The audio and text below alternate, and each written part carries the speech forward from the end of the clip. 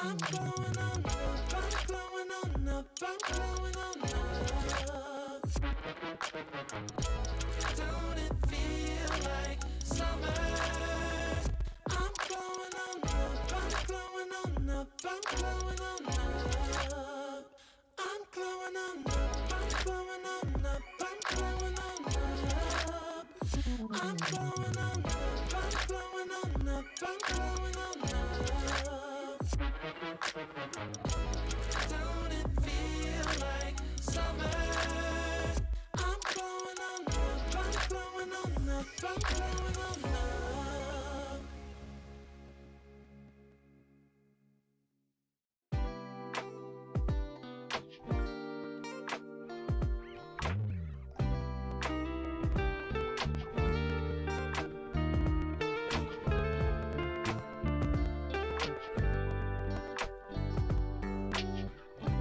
We're gonna keep it going. We got this now, you know. We're getting closer now. We're ready for some more. Now is the time, reaching for blossoms in the sky. Sun setting low, making us golden as we ride.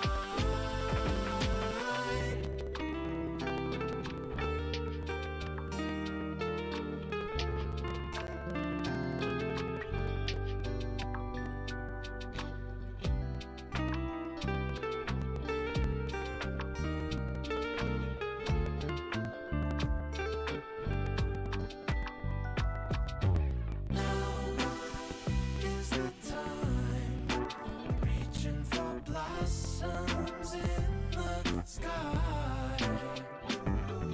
Sun setting low, making us golden as we ride.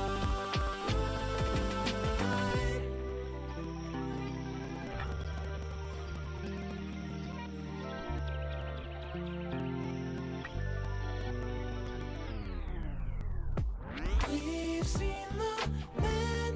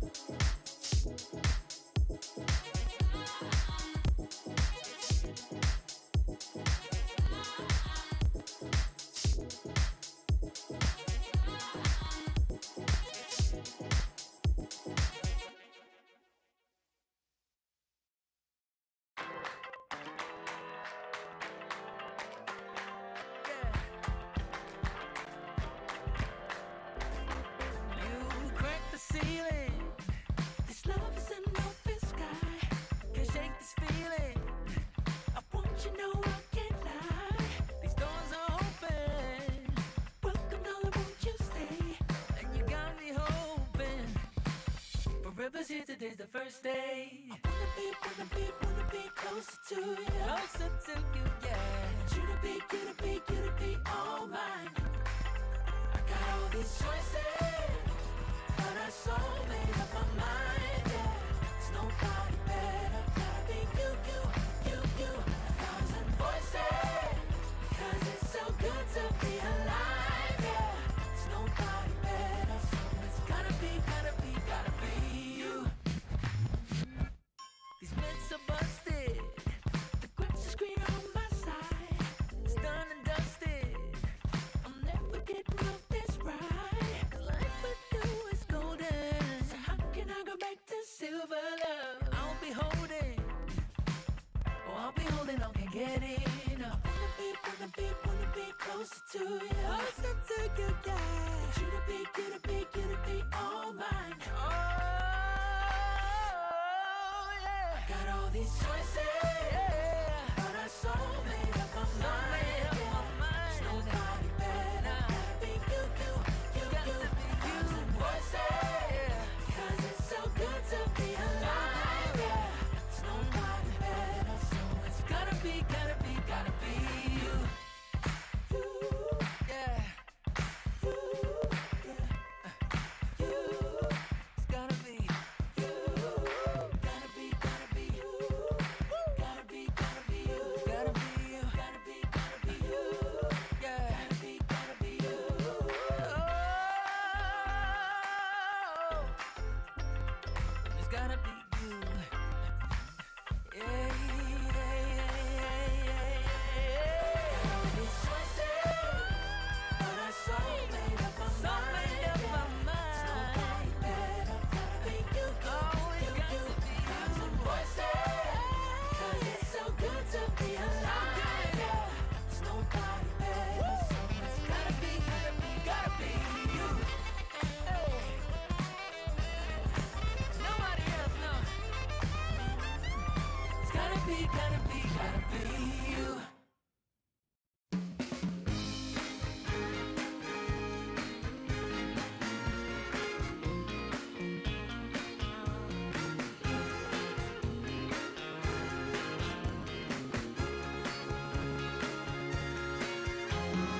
I want music, good music playing and dancing to the groove, and I want singing to sing at the top of my lungs.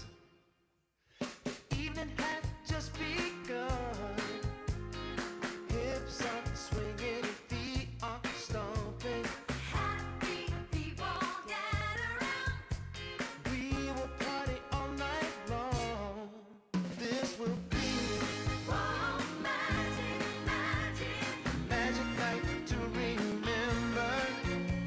A joyful celebration for a whole new generation. This will be magic night to have together. No more limitation. We united as one nation. I want keep on moving. The sweat is dripping. I want shake it to the beat of the drum. No need for hesitation. Bass is pumping and everybody's smiling.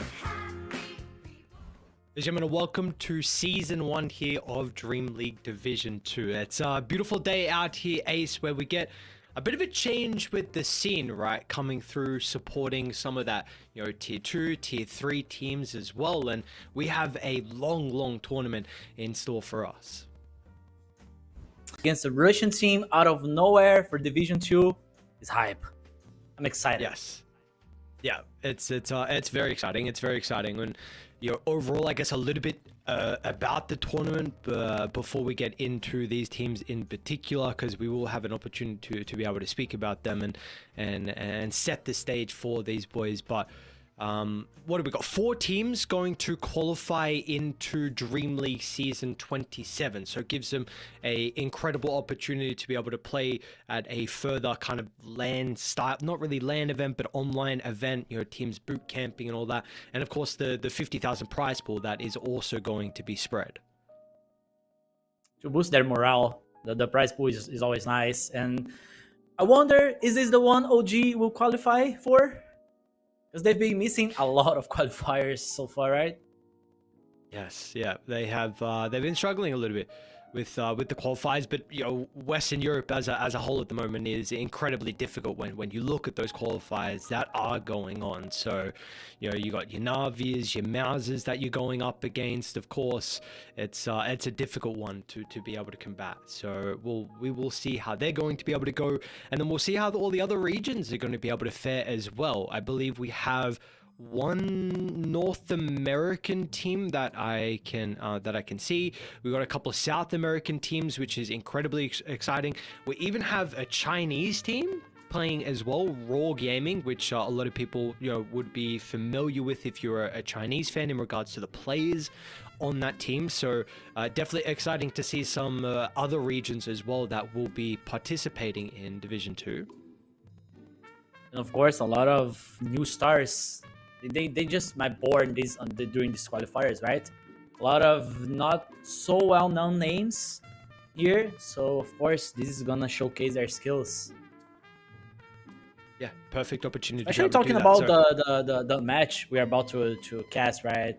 Kalmychata with a lot of not well-known players, but I know their mid laner is a superstar, pub star, Hank 60. So he's got to be good.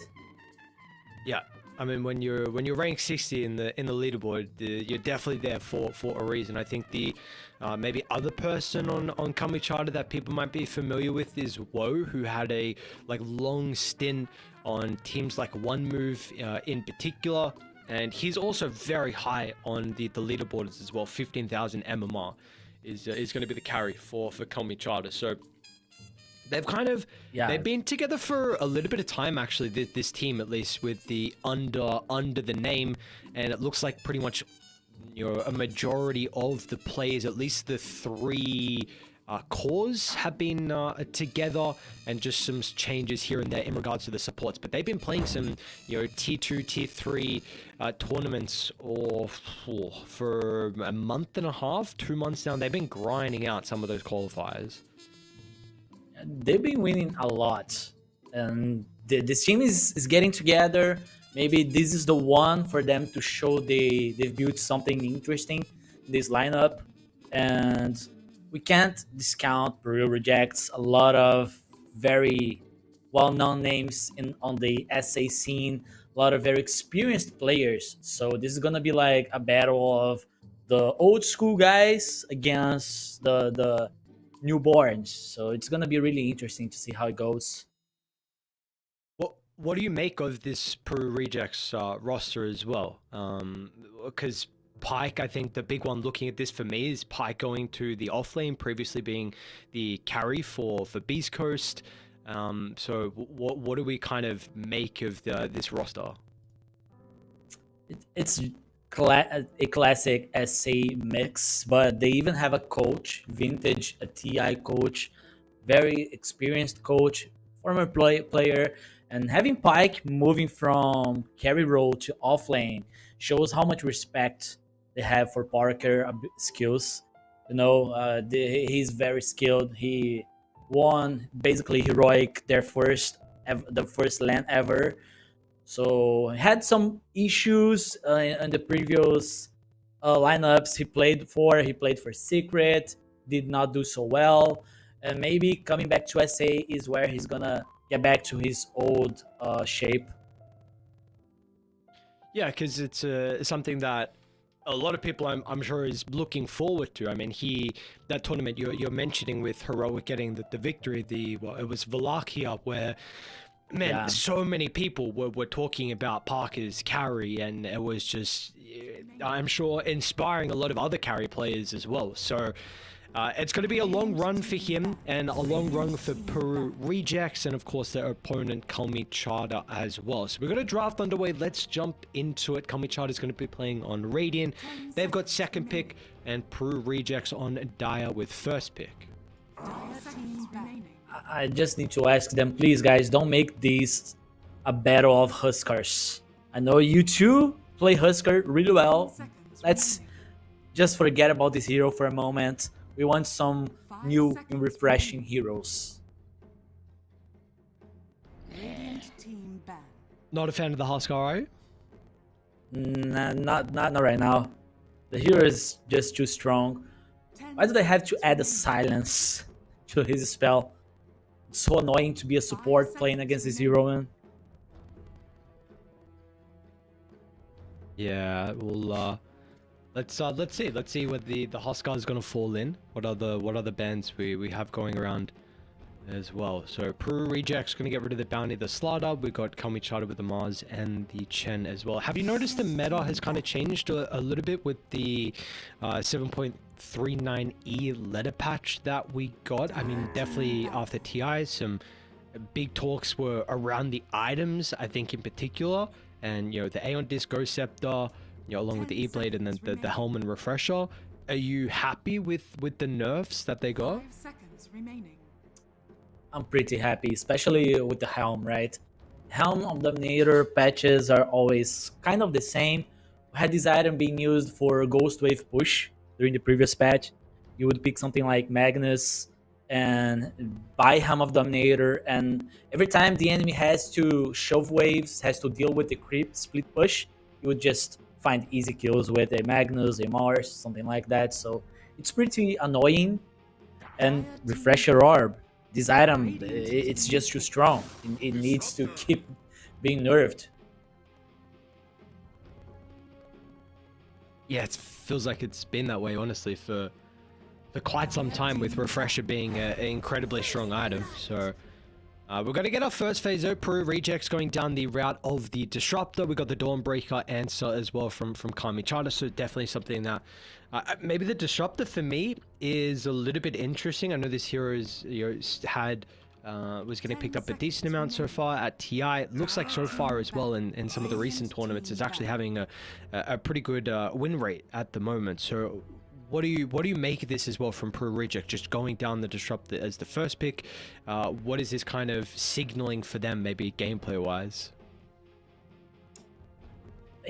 It's a hero that you gotta have a player that enjoys playing it, and I know Kalmychata, for what I saw, they love to first pick this hero.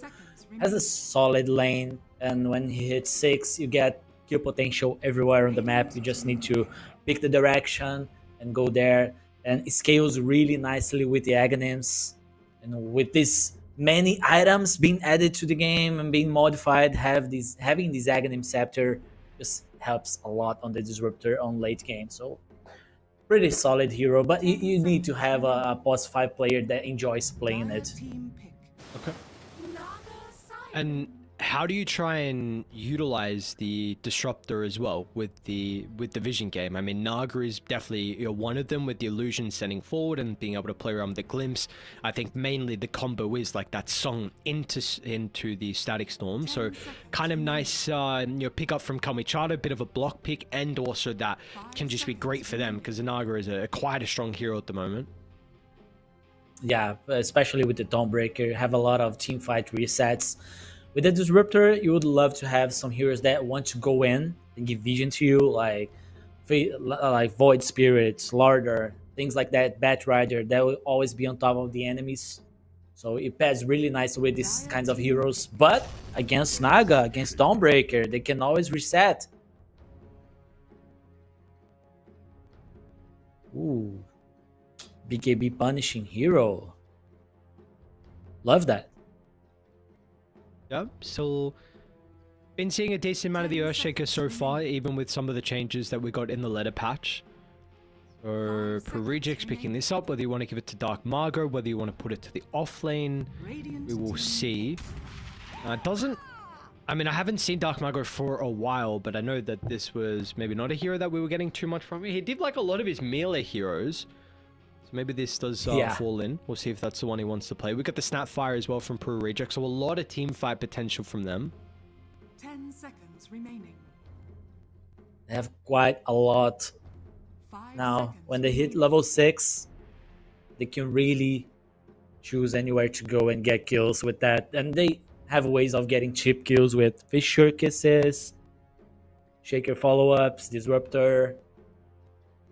It's always nice to have that because you're playing against these long cooldown ultimates against Kalmychata. Dawnbreaker not so much, but still, you need to have ways of getting cheap kills and be ready once they have their spells on cooldown. Especially this song, right? Wind Ranger at your service. Ooh. What? Yeah, definitely something a little bit more out of left field with the Wind Ranger. Dire team. So I mean, it leaves you questioning what the thought process might be. We will get the Void Spirit as well here to close out the second phase from Radiant. Yeah, the Void Spirit, I'm not impressed. This hero's been increasing in popularity. But this Wind Ranger, though, I believe they play this as a support. Like their plus So- 4 laning with the Dawnbreaker. Cheap ways of canceling the kisses. Potentially. Have a lot of Gotta- stuns. yep. Yeah. Let's see, what do we look for on Peru Rejects? You see your potential offlane matchup with the Dawnbreaker Wind Ranger. Would you like your carry for Parker now? There's two ways of approaching this. One is I need to pick my hero now because they will ban it. Or maybe they will just don't want to show it to the enemy, add some more bans to their side so Parker is safer. So it really depends if they're really scared of not having the best pick for Parker. But if you think about it, only 2 carry heroes are banned so far. So Parker has room to pick anything, really. Are you seeing anything that's standing out? Dire team back. Let's see what they choose. Ember Spirit. So they have 2 heroes that kind of want to go in. Shaker not so much, but still. Since they have this very active lineup, I would say something that sits and farms for like 20 minutes, 15 to 20 minutes. Something like a TB. 10 Once he has like 2 items, he's ready to join fights. You can always join for early pushes with the Dragonlance too, depending on how. Oh, TB is banned. Never mind, guys. So,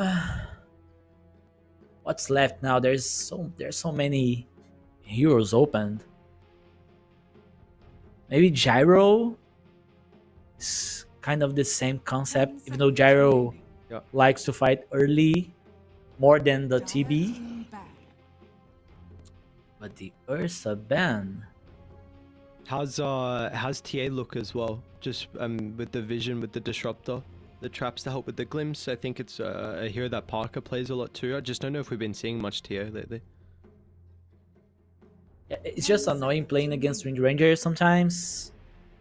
But 5 seconds remaining.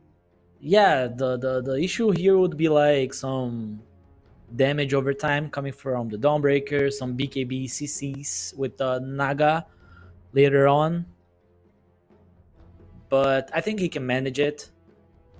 But picking the Templar here, if you are not the last pick, oh, they banned the Husker, so yeah, it might be good. SPL is out of question, right? So what else they could pick to stop the TA draft? You have like early game, late game, 10 tower seconds push. remaining. And as for Kalmychata, you only have team 5 fight seconds and some remaining. rotations with Void Spirit, but you don't have that much damage on your supports. Yeah. They went with the standard. Such a Parker staple as well with the Gyro. So We need a lot of damage here from Kalmychata's pick. It's got to be something that, Yeah. that is able to provide that. I mean, Sven is a potential. Trying to see some other options with the quick jump in. You're going to be laning probably Earthshaker Snapfire with the Naga 5. Naga quite a strong laning support. Let's see what they get for Woe. I kind of like this Ven idea.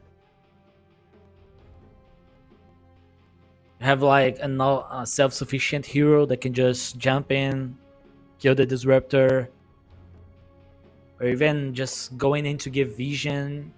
You're tanky, so you can bait for the Dawnbreaker to come, for the counter with the Naga. So have some ways of playing it. You even make a Void Spirit tankier.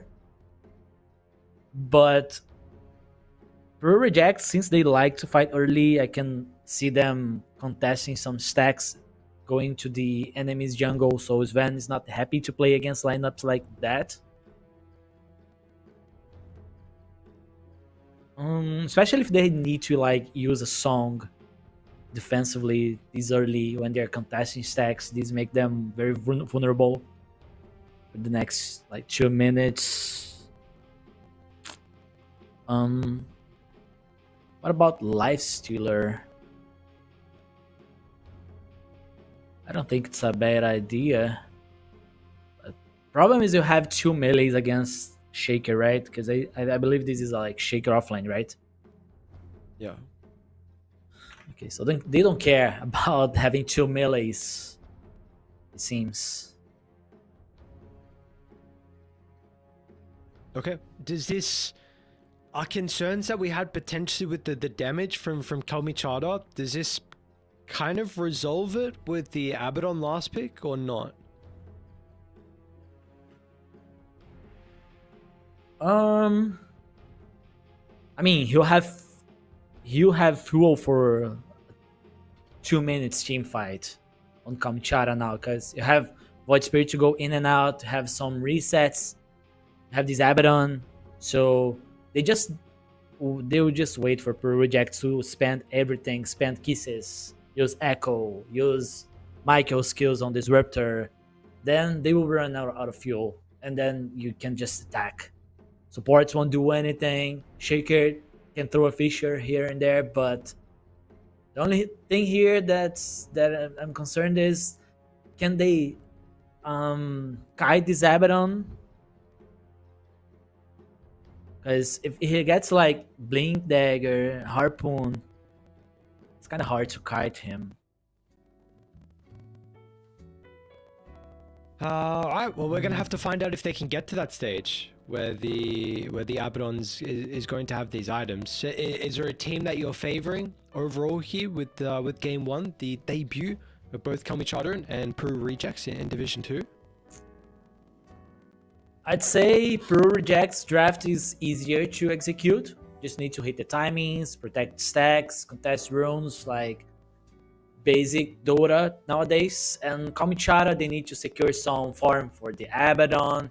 This hero cannot lose his lane, like he's not allowed to lose his lane. He needs to hit decent timings on Radiance. So it's harder to execute, but they play this a lot on screens and they know what to do. He's got a lot of potential going late. But I would stick with Peru Rejects for now. Alright. Sticking with Peru Rejects here in game 1. One thing to quickly mention as well, we did just get confirmation to that. Peru Rejects, they will be playing with a stand-in. We mentioned about Pyke being in the offlane, transition from 1 to 3. Well, they're not going to be playing with Pyke in this game. It will be Illich coming through.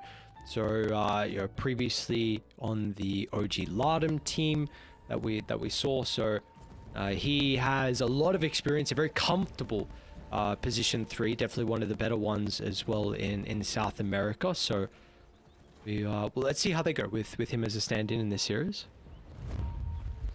Secret weapon, maybe. Yeah. Maybe they would never be able to play Shaker with Pyke. Who knows? Actually opens up the draft and gives him a victory here. We'll see how that will perform. A smoke from either side. It's going to be swing and a miss. They'll go the opposite direction. Kalmychata is going to prioritize trying to block up the Ancients to slow down with the Earthshaker game. And both will now connect back to mid. Dark Margo is going to be able to reveal that there's an Observe Water around the area. And we might actually get this Bounty Rune fight. I hope so. Illich has already got Fissure leveled up. Okay. Not going to be able to get the block. And Kaz walks away and we got a 2 for 2 with the Bounty. So nothing crazy. Mid is, for me, going to be very exciting between these two. You mentioned about Ethereal, you know, with the very high up on the leaderboards. And then Dark Margo. I mean, this is someone who, you know, go back a couple of years for South America was a, you know, pivotal reason as to why they saw some incredible results at TI with that Thunder team. And he's on his ever so comfort hero in the Ember. And it's a very good Ember game too. Yeah, he's known for his Ember. We all know his best heroes are like the Tinys, the Mars. But his Ember Spirit skills are no joke. And this is a pretty decent matchup for him as well. Void Spirit doesn't have that many ways of dealing with the Flame Guard.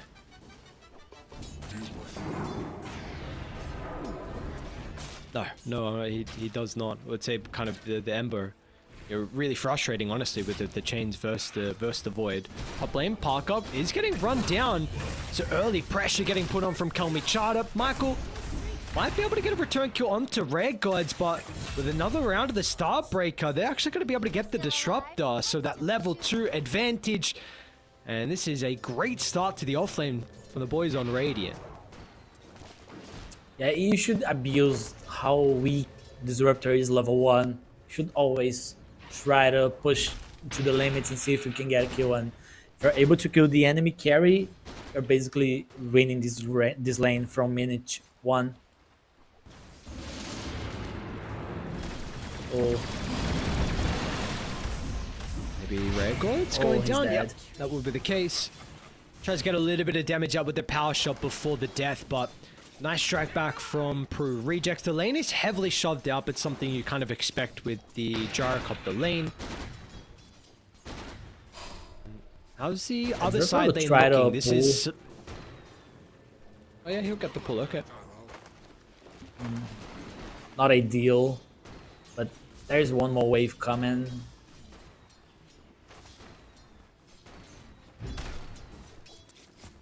And they gotta be careful here. How's the other side lane looking? Illich on the Earthshaker, you were mentioning that Woe like really couldn't lose this lane. Yeah, that was the big one with the Abaddon's a hero that can struggle if he has to go back into the jungle. And you mentioned your Earthshaker potentially into a double melee might have an advantage there, but you're very early on. It's looking pretty stable between the two cores. Yeah, again, Parker. I mean, eyes on Parker. They're going to try and feed him the Lotus. Maybe that's enough bonus health. That will not be the case. Just the raw amount of damage. That second point up in the Celestial Hammer. Even Wind Ranger is level 2 as well. oh man, that's rough for him. I have to TP back. He's only level 3. Breaker is half level 4. Wind Ranger is level 3 already, so they're getting a lot here. And another kill. And they might be able to get a return kill onto Dawnbreaker, which is going to be massive for Parker, considering how strong of a start that Ankow has had. It's a solo kill as well, so a bunch of experience. Parker's got the double Wraith Bam, double Raindrop as well. He's a carry that really likes some more unconventional builds, and double Wraith for a lot of the stats in this trade-heavy lane. It might be something that is going to give them a bit of an advantage here going into the next skirmishes. Yeah, he knows they will be right-clicking him a lot, especially on the Wind Ranger, and he'll know how to brawl a lot in these lanes, so he's just itemizing to fight. 2 deaths already, nice but 1 solo kill. Very impressive from the boys on Dire. They're going to have another Scatter Blast as well, which will continue to slow down the Naga, Enchant Totem straight on the Dome. And a double for the stand-in on Illich. So top lane, some good things were going the way of Kalmychata. Now bottom though, Dire, they are starting to cement their own off lane. You give Shaker a good game here. You give Shaker a good lane. He will be the one contesting this Abaddon, making his life difficult. Level 4 already. 6 denies. He's getting strong. And my concern is what's going to happen now with the porter rotations. I mean, you got the Disruptor starting to come through. You don't have the greatest resources on Die. I guess Illich does have some stick charges. We'll see if they're going to be able to read this, but the lane shoved pretty far forward. Woe's actually going to step a little bit forward in the lane. We'll want to try and run down Matthew, who's getting zoned from the illusions. Naga should be able to get the kill on the Matthew. Actually won't be able to, but Woe as well. Then on to the Abaddon. Nice shack with a rotation from Red Gods. Evens up the numbers advantage. A cookie onto 3. Matthew will slow them down. Naga's still trying to chase forward under the tower, but doesn't really have that potential. There is a snipe coming out, but it will be off the mark from Red Gods. That would have been beautiful. And a little bit of miscommunication there from Dire, like the glimpse, maybe a little bit too late. Argo? Zinch? No, he's fine. Yeah, he knew Void Spirit had one ulti charge available and the AD rune, of course.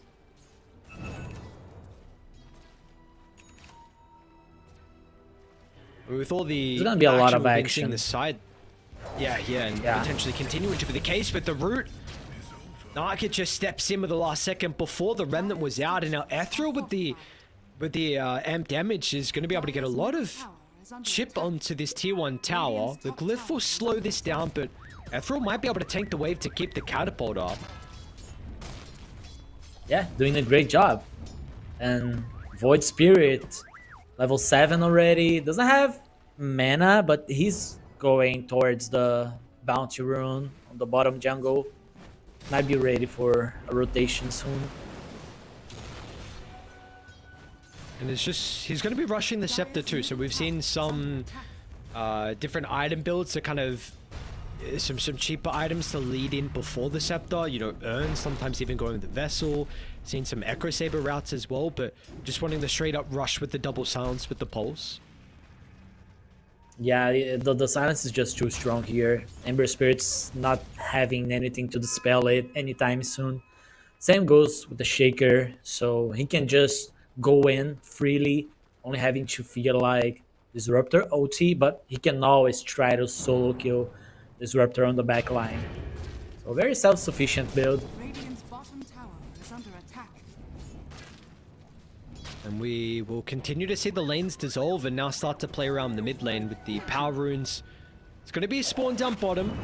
Dire a little bit too late with the rotations, with the chain control, it's out. Perfect use of the first Solar Guardian. Anchor, he's been solid so far to start this game 1. They're going to be rewarded with 2 kills and potentially a 3rd if they can stay on top of Michael. They're trying to close the distance. A defensive ultimate from Parker may dissuade them. Anchor not really fearing too much with the raw stats that he's been able to itemize into, but now with the respawns coming up in a couple of seconds along with Illich's TP, they need to respect the threat of the Echo Slam and they will not do so. Parker gets a triple and all 4 heroes in the mid lane will die as a result. That's a Blink Dagger at 8 minutes from Illich. What a rotation out of him, much needed.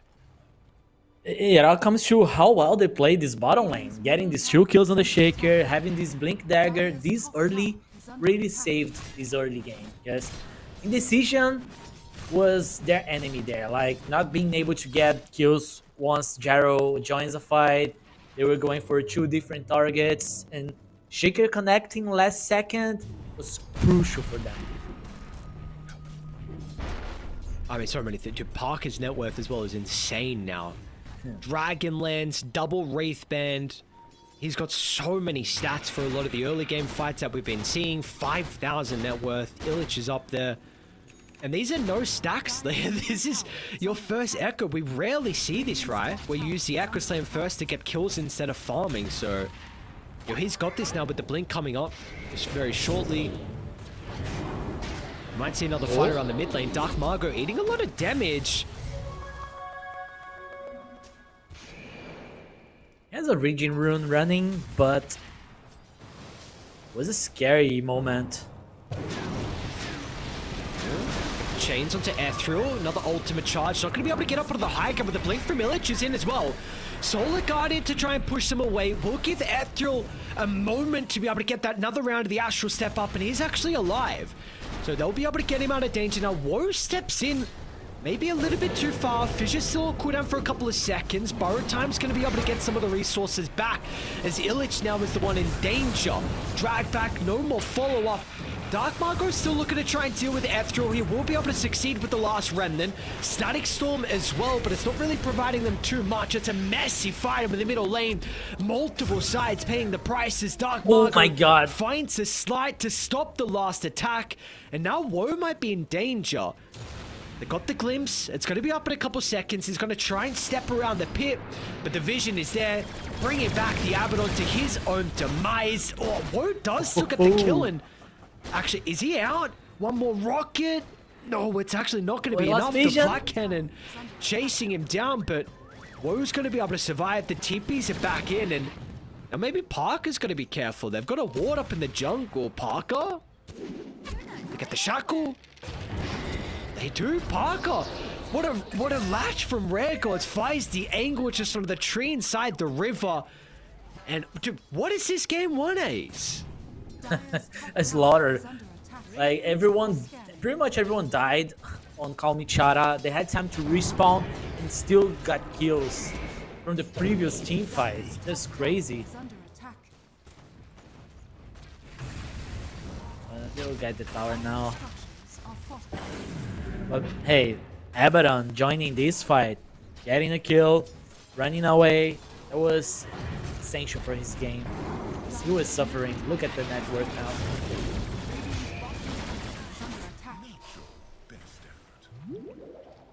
One more freebie. Massive kills. Smoke up. Illich with the Echo Slam. Oh, they're clumped up. Illich gonna look to try and get the jump in. It's off the mark though. Some hesitation. He does still dissimulate back into the Static Storm, but they have the Solar Guardian to give him a little bit of bonus health. Is it enough? No. Ethereal goes down. Now Woe tip it in. But the Abaddon comes through, but the Borrow Time's still on cooldown. What was that TP? Woe just thinking some of the other heroes were going to be able to stay alive long enough, but that was not the case. Dire strike back hard in the middle lane. Yeah, Radiant still doesn't have that much fuel to compete against Peru rejects. They still need to hit their timings. They are getting ahead of themselves trying to go on these team fights. They just need to calm down a little bit. They have Abaddon with Midas, Void Spirits farming, Aghanims. So they should chill for a minute now. Try to split push, you go with the support and die on some random lane just to buy some time to at least the Void Spirit to get the Aghanims. They're going to need something. 3,000 net worth lead, and I just want to quickly highlight before this smoke connects, dude, Parker's net worth is like alchemist territory. This is insane. Yeah, when this hero has some room to farm, he's a pocket alchemist. Farms so fast, and he also team fights really well. Especially with these items Parker chose to go Dragonlance, double brands, and the crit stick. Amazing for early fights.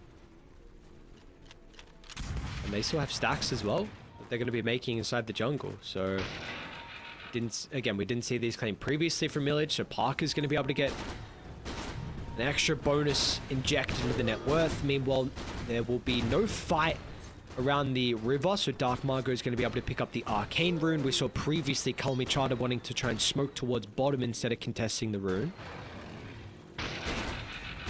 And it should be go fight for them. Go time. Just pop a smoke. You have Arcane on the Ember. You have Gyro level 12 now with the OT level 2. All OTs are ready. You don't need to give much time to Kalmychata. Just keep going. They're gonna do just that. Instead of smoking, they're just gonna brute force down this bottom tower. You have all 5 heroes coming here though, which is some time where people are gonna be off the map. You still have the Dawnbreaker playing alone. And they will probably not commit the Dawnbreaker for this. Just the song to maybe TP out. The chains is pretty frustrating along actually with the flak and the glimpse. So they've actually got a decent way to mess around with the song. It does at least give an opportunity for Woe to be able to get out of danger. He's put himself well into the safety of this back jungle area. Yeah, the value of this Disruptor first pick, by the way, in this game is like he's very good against these disengaging heroes. He got the tower still. Okay, so You gotta T1 get tower, something. they kill down bottom. And a kill up top as well. Just keep going. Alright. A lot of ways of getting cheap kills, and if Kalmychata decides to team fight, you just press your R buttons. Let's touch with the Static Storm, and the rest of the team is smoking on over though. We'll be able to dodge the glimpse with the Dissimulate, but now he's used all of his spells and has nothing left to be able to escape once the rest of the team show up. Parker gets some more, and they even bring down with the Naga Siren as well. So Peru Rejects starting to accumulate a bit of a lead here. 5,000. It's looking like it might get out of hand. This is some concerning signs for Kalmychata. 11k already on Parker. He's very, very strong. 16 minutes, an MKB, crit stick. Let's be killed, they got him. Dark Margaret stops the TP. He's got the Solar Guardian, but the chain control is going to be perfect. Not even a hope of maybe using this to escape the threat. And just the moves across the map, and this is what you were saying, Ace. Just go, go, go, and that's what they're doing. From one lane to the next, kill after kill. And still 3 minutes before any objectives. Maybe you think about Roshan, and then leading into like T1 Tower top into Roshan, maybe Tormentor. Maybe they have everything to keep fighting.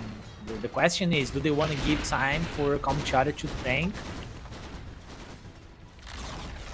Radiant's top tower has fallen. Guess you can just keep going, keep forcing them to fight these fights. They're not winning any of those. But they are, and they're just bleeding kills now.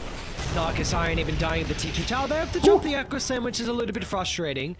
So 2 ultimates Come on, actually man. used, but what can you do with these on cooldown? It's 20 seconds where the Peru Reject's going to be able to walk inside the pit.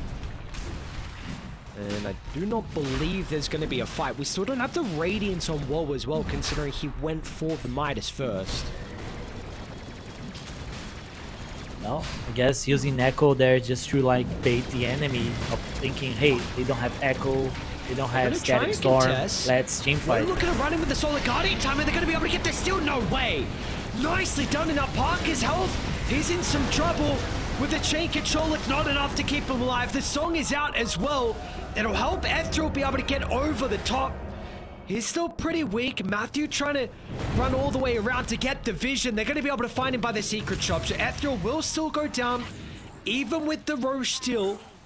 They do still lose some of the heroes from Kalmychata, but that is something. That was almost they're out of nothing that they're able to craft up, running into the pit, using that Solar Guardian, importantly stealing the Aegis, which could have been devastating the hands of Parker.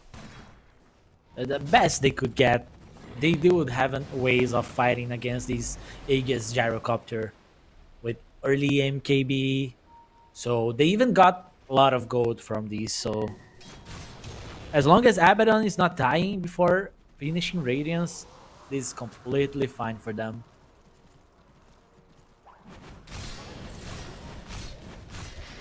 He'll have it. Wonder if they're planning on just smoking, like right after the Radiance buy. Do you think they can fight Tormentor with this They need Song, I guess. bottom? Nice observable placement from Michael, scouting up the Dawnbreaker. He's trying to ping where he thinks the ward is. It's actually going to be incorrect. It's further over to the west, which will expire in about a minute. And that kill, pretty important timing. Instantly, you're going to see them, scan the other side of the portal in case anyone's there. And they'll pop one out to reward themselves with the first Tormentor of the game. They decided to go, but they're late for the party already. 50 seconds for the song still. But Dawnbreaker is respawning. Let's see. Can they get some kills? Matthew? Smoke's gonna pop. They're gonna get the jump into the park of the Dawnbreaker's still down for 10 seconds. They're actually not gonna need him. So even with the build that Park has gone for, some less stats as he has found the farm with that MKB and crit stick, and that's not really helping him stay alive. So 5 deaths now for Parker. They got them by surprise. Really nice rotation by Kalmychata now. They were not expecting that. Not from that angle. Are scanning. Parker can't catch a break. 5 deaths, right? Yeah. Still I mean, strongest hero on the map. I think the big one is really with the transition we've seen from the mid lane net worth. With the kill that we saw into the Ember Spirit, early on with the rotation from Naga, I think even Wind Ranger was there. And Ethereal was starting to get a pretty decent lead over Dark Margaret, but that of course is not the case anymore at all. Dark Margaret's second net worth, Mage Slayer, Kyra and Sanj, and he's going to continue to be such a nuisance for the boys on Kalmychata to deal with this game. The lane woe? Historically, Disruptor is really good against Abaddon because of the glimpse, the static field. So when you're ahead, it's a really nice hero to have against Abaddon. That's why they can bully him.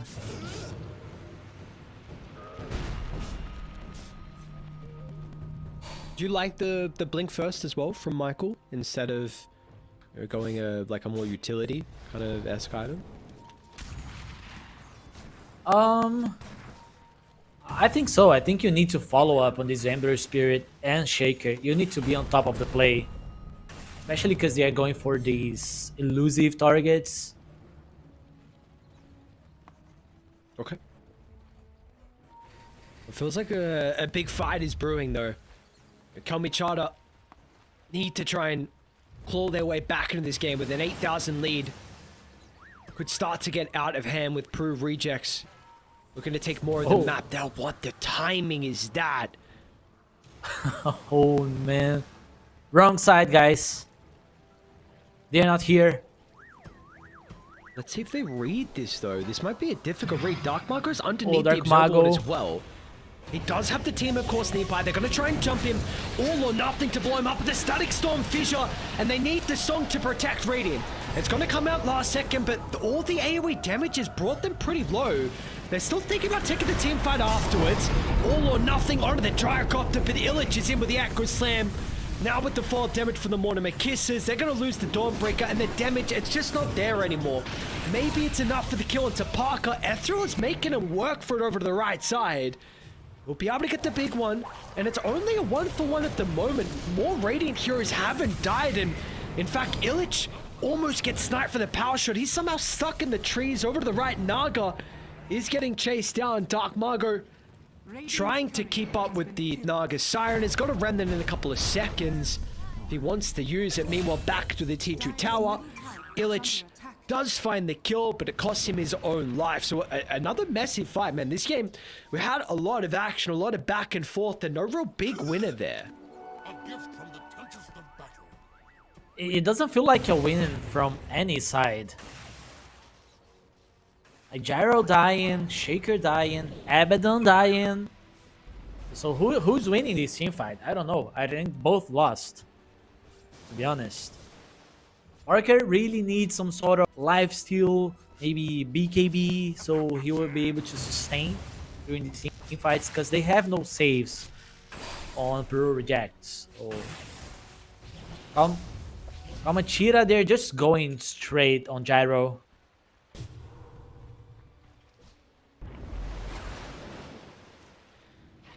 Yeah, we're gonna need to see like Pro rejects as well. I mean, 10,000 net worth lead, so still sitting pretty this game. But Nagaru's been really solid so far. Of course, your Dawnbreaker, probably a difficult person to catch to start the fight, considering just the nature of this hero. But the Solar Guardian has been really, really important through their team fights and the song as well. So maybe I think Dire instead, if we can see the Earthshaker with the Ember trying to find the Naga first. Maybe the fights can look a little bit more convincing for them. Yeah, problem for rejects there is that they got jumped on. It's not the ideal scenario. They need to be the ones going first. But lucky for them, Kalmychata was kind of sloppy on that one. They kind of forced the issue because they saw the Ember, but they were not so sure about the play at the same time.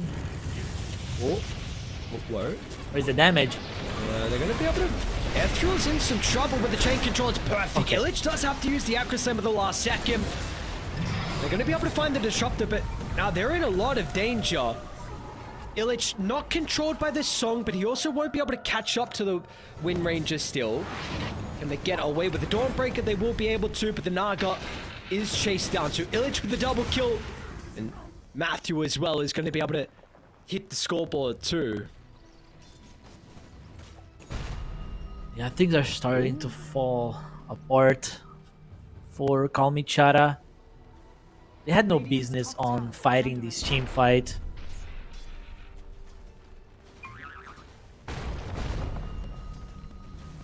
Yeah, it was... I mean, they were starting to set up on the Wind Ranger, I think, with the Disruptor, and then he just glim it up, and Ethereal... Wrong place, wrong time, unfortunately, and we're getting to the stage where the raw damage, it's really a bit too much through them. Maybe another showing of that. The chain control is starting to get pretty frustrating as well. With the miss of the chains, does mean that Ethereal is going to be able to jump away, but the tier 2 tower now will continue to be under assault. They'll fight again. Fight though, Kalmychata. Hygrum, what that they're looking to utilize. Naga illusions as well, sending them back. Wanting to try and reclaim this area. I love what they're doing. Just running towards their vision, not trying to force anything. Trying to fight on their own terms. Being patient, they know they are ahead. And we all know they need to wait for the Roche. So only going for the fights you know you can win. And at least some lifesteal now on the Gyro. He bought Mask of Madness. Radiant's top tower is under attack. And they're really trying to brute force this fight though on Kalmychata. Has fallen. Another smoke, but a little bit too late to defend the tower and contest the Wisdom. Woe's going to jump aggressively on high ground. This time with the Solar Guardian used, and not defensively, and it might get them killed to park up. A double stun as well means they are trapped inside, but the Fission not really helping Matthew, working actually against their own team. And Figures coming. it's going to work out for Radiant. This has been a solid showing from them where, some fights when you try and count them out with a net worth disadvantage, it's not enough. And now they might even get a third as well. Chain control needs to be perfect. Margot doesn't have remnants. It's a 3-0, Ace. What a fight. That fake news, guys. Shaker is not coming. So initially the play was good. They just ran back towards their vision, but then they got bored on the map. Nothing's happening. Let's go into the enemy vision, guys, to see what happens. This is what happens. Abaddon jumps in, gives vision, they tackle the supports, and now Roche is open. They got bored. That's the only thing I can think of. Radiant are scattered. Hey, what's going on with this neutral item, the GD pollen bag? Both the Dawnbreaker and the Abaddon got it. Is this some new broken item? Or you want the Banner, guys? There surely must If you want been to some tank pretty it up, rough yeah, options. of course. Okay.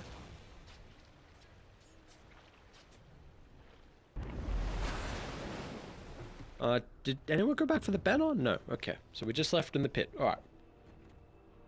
A gift from the tempest of battle.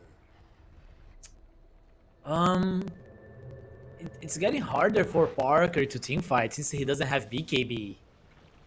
Yeah. He was relying on the Snowball.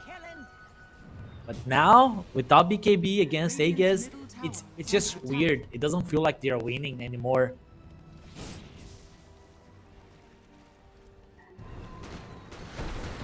Lane Observer that's still up is scouting all 4 heroes from Radiant. Dire don't have their most important man in Parker nearby, level 20, and like you said, they're really eating this BKB from the Gyrocopter. So we'll see if he chop shops anything, starts getting rid of some of the items. They're getting closer to that, but oh, okay. Tormentor's going to go the way of Radiant as well, so that's going to be picked up from the Dawnbreaker. Pretty nice one to be able to find. Yep. Radiant's middle tower is under attack. Against the Disruptor, against the Shaker, against the Gyro.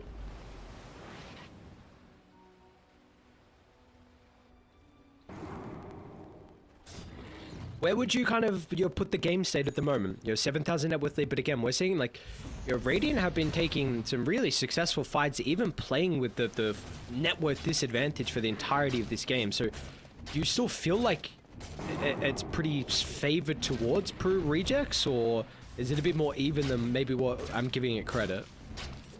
This lead is really fragile.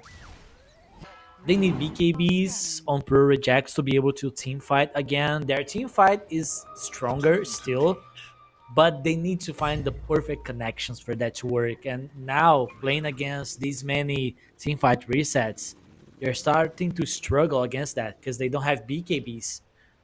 They don't have ways of dealing with the song. Dire's middle tower is under attack. Lane Dark Margot Radiant's top tower tries to cut the way, but he might be in trouble with the chain control. Atos from afar. They got a couple more silence coming through. Lands up the shackles. The damage is there as well. Dark Margot getting a little bit too cute with cutting their wave to prevent the tower push. Dies from too many small items and not having BKB. That's the death cause. Dire's middle tower is under attack.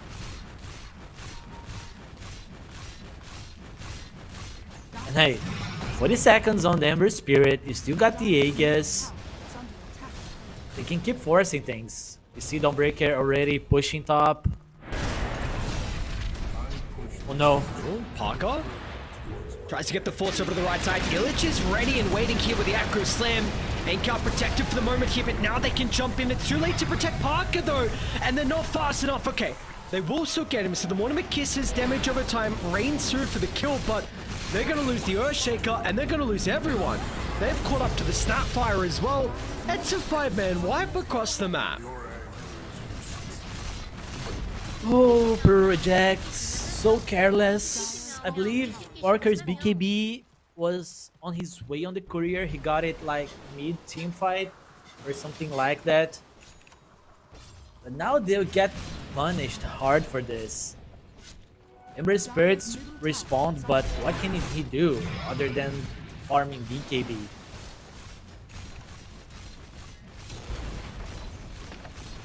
Man, what a turnaround, dude. 2,000 net worth lead. We're about to be even. T2 Tower's going to go down. The farm they'll get across the map. They're going to take the net worth lead. It's the first time this game. The last time they had it was like 8 minutes in. They had a very minor lead on Kalmychata. Dire's bottom tower is They are under getting attack. stronger and stronger. Naga is halfway through Aghanim Scepter. They'll have like 3 minutes of free BKBs on Peru Rejects, and they better make that work. Seeing just how much the decision of not going the BKBs has cost them inside these team fights. Parker is 8-8. Dude, there was one stage of this game I thought they were just never going to catch up to him in regards to the net worth, but woe is he's actually done it. Top net worth, usurped the Gyrocopter. Abyssal Blade's going to be his next item. More damage as well. Daedalus picked up from Ethereal, so we were also highlighting like the net worth discrepancy between the mid laners, and that is the case no longer. If you look at Matthew's itemization, it's all to keep Parker alive. Oh, you don't have lifesteal? I'll get you one. You don't have BKB? I'll buy a pipe. I'll even buy a solar crest. But please get BKB soon. But it's not too late. It's only 35 minutes. So let's see what they can do with that. Oh, they take up the one stun. Actually, what is he doing? Playing with them, dude. Missing Static Storm, missing with the Earthshaker stuns, and now Woe is here, straight onto Parker, Abyssal into the Solar Guardian. They're just doing everything to control the Gyrocopter. BKB pop last second, 4 staff over the Icon. He's going to look to TP out, protected with the Glimmer Cape. Parker will make it, but now with the rest of the team, now they are the main targets. They're going to be able to deal with the Disruptor over the right side, and meanwhile the song is there from Naga, holding 2 other members into place, and will set up for the chain control that will follow afterwards. There's a massive echo from Illage, but it's just good for one. Ember's gonna buy back Dark Margo. There's nothing really left though. Like, it's just himself and Dark Margo. He might go down a second time. A potential dieback for the Ember Spirit, and you could say goodbye to your net worth. No. Oh man. This was my concern when we were analyzing the draft. When it comes to late game, this Kalmychata team is really strong. And now Parker is sitting at that situation where they have BKB, but it also needs Satanic because they have physical damage. So he should be buying Satanic now and having had BKB for the past like 5 minutes. But now he's sitting with the BKB, lots of damage, but he's dying through physical damage.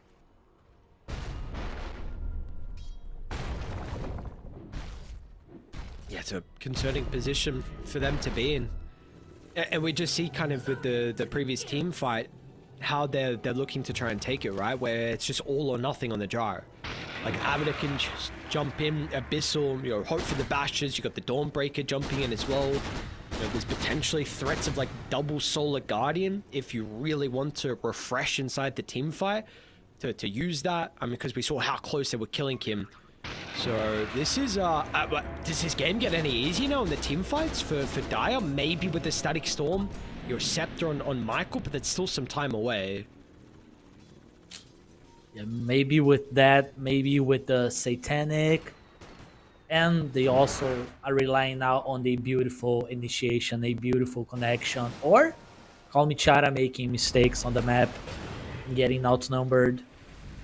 But that's not up to them to decide. Kalmychata is playing like as a team now. It's hard to see them making these mistakes, especially because they feel like they're probably feeling like they're coming back on this game, so they don't want to throw away. Definitely not. It's probably Dire's top tower is under attack. they're the ones feeling pretty confident right now. It's Peru Rejects maybe scratching their head at the position that they're currently in. So again, we'll see what farm they're going to be able to find across the map. It's a bit of a Dire's top tower slower is under past couple of minutes, but it looks like we're probably waiting towards that Roshan, which is a potential to be up in a minute 20. Not Satanic now on Gyro. This is like make or break for them. Still think Gyro is overwhelmed. Dire's top tower is under attack. Actually, because Ember Spirit's falling off. Dark Mago is not that strong anymore.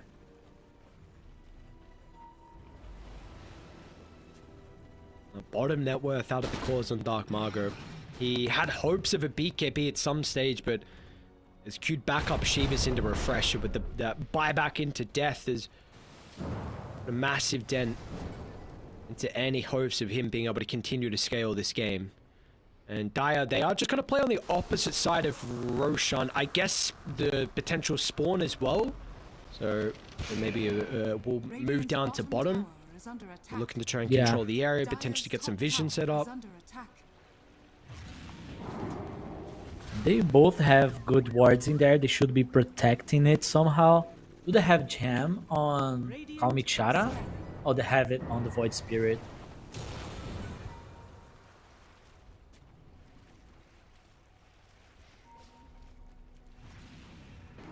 How do they approach this? They kind of need to like find the Naga, but Naga has buyback because he's a smart player. Very hard. Yeah. Not easy at all. You're gonna have a level 25 shield ruined up, Abaddon running you down. Your refresher that we saw for he's just completed as well. Skadi now too for the Void Spirit.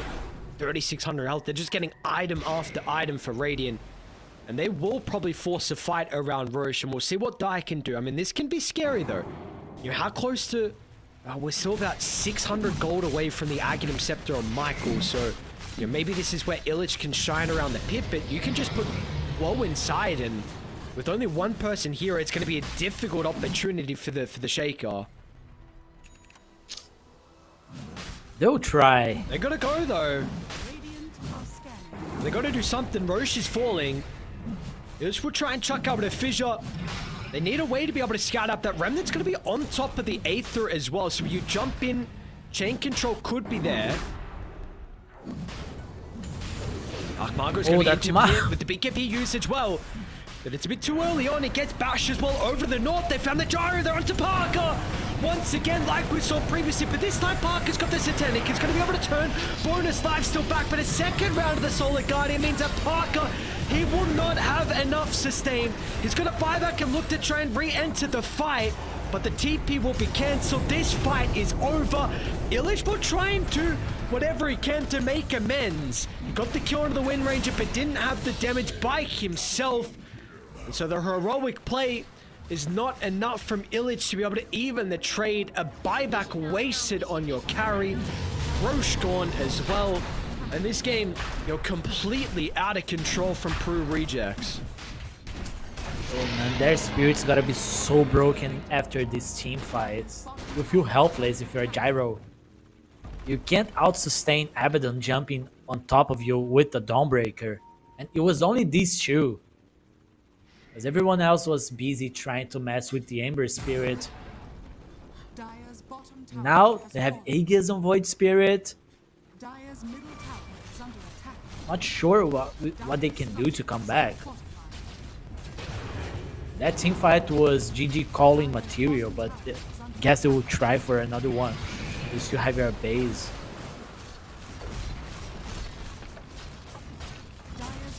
I will give it a crack. Towers are going to be going down quite quickly. Full set of barracks down, but that Woe's dealing with, and Ethereal with his build as well, along with being universal, is going to be able to make quick work of the melee set. Luckily for them, they got a tier 2 top, but that will stop them from going more. Buying Aghanims on Abaddons just to make sure nobody else is dying to gyro.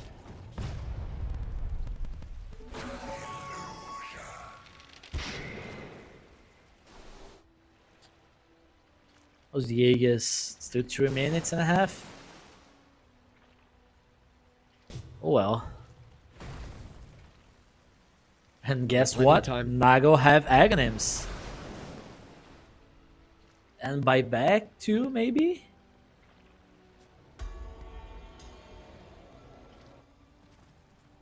That's so annoying. The Ag Shot? Is that what you're referring to? The Naga having Aghanims and buyback. Oh, right, yeah. On top of that. Dire's top tower has fallen. There is That AD they really room need on it, the but top there's side. Yeah, she's going to mention that. AD that if they want it, but they're going to try and walk it down. What, Matthew? Okay, I thought he was in a little bit of trouble. Whoa. is actually the one that's taking a bunch of damage. Borrowed time. Matthew actually committed in with the cookie once again. The Static Storm, this is the Scepter reveal, but it's not good enough. All or nothing on the Abaddon, but Woe is fine. He's just completely shrugged off all the damage, and there's just nothing left on Dire. Dark Margot's going to be caught outside the base. Illich will refresh for potential another round. The Echo, he'll find another good one. I mean, Illich has been on point this game with the ultimates, but Parker hasn't been able to enter the team fight. And without the Gyrocopter's damage, Radiant, they're going to be able to reset over the left side. Yes, they deal with the Aegis. They're a little bit hesitant though. Woe, without the borrowed time, doesn't want to move back in. It's going to be up to Ethereal to be able to do it by himself. Dancing, toying with the boys on Peru rejects, and he's also got a power shot from downtown. Ethereal doesn't get the ultimate off though. Last second, unable to find the jump away. Now, have they gone too far? Because the borrowed time, it's still not there from Woe. 30 seconds, slides out of danger with the Manta. Illich, can he chase him down? Blink up in a second. Is he going to be able to guess correctly? No. Illich is able to find him, but doesn't want to pursue. Okay, lucky Abaddon.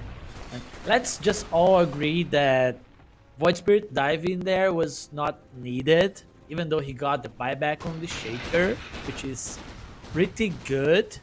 Just giving time for the rejects, honestly. All they need is time now to get something done. Is that the call you think on Peru rejects though? Like, do you all or nothing the Abaddon with the Static Storm? The Scepter reveal as well? Like, is that right?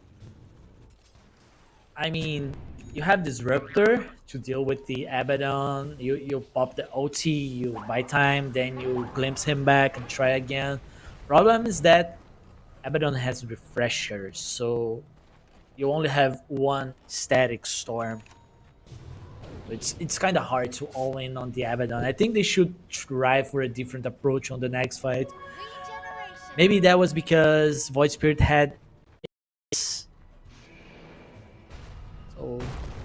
they probably will try for a different approach. Maybe going on the Void Spirit on the next team fight. Okay. Let's see if they're going to be able to find the Void Spirit. I mean, 30,000 deficit. So this lead is just continuing to grow and grow for Kalmychata, but the map control as well. We've got so many illusions. Abaddon, Naga illusions, bunch of wards as well. Not being able to hold a gem this game. And the next item for Parker is going to be the Butterfly, which will, you know, we have seen so far a big problem for him has just been the Abaddon along with the Dawnbreaker being up in his face. So potentially with that evasion, might be important for him inside some of these fights. 4,100 health that he's got. Yeah, he really needs that evasion. Abaddon has BKB now, so he's all in on just being alive and being annoying on these team fights. He's so strong. 40k net, and it's all items.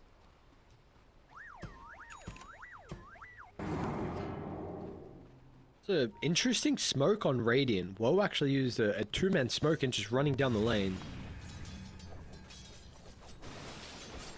I'd actually They get just a need to glimpse kill of a hero. Parker a little bit out of the base with the Butterfly. Freshly picked up. Let's see for the evasion. It's going to be enough to keep Parker alive. He can pop the BKB this Satanic as well. Look at it turn.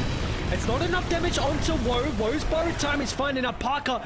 I mean, he had to get the kills inside the combo with the BKB Static on cooldown. He's in trouble unless Illich can do something miraculous to keep him up. Parker's still alive, but it's not enough. Parker goes down. That's the dieback. And you just lost the Naga on Radiant. The damage isn't there from Dire, even with some decent Echo Slams. Dark Margot's playing with too much of a disadvantage. Illich is making him work for it. The constant Fissure Slams. It's so annoying, but it's just not enough from them. And it's going to be Kalmychata that's going to be able to take game one in the end. 49 minutes, a hell of a comeback as well, but the G's are dropped. They will find game one.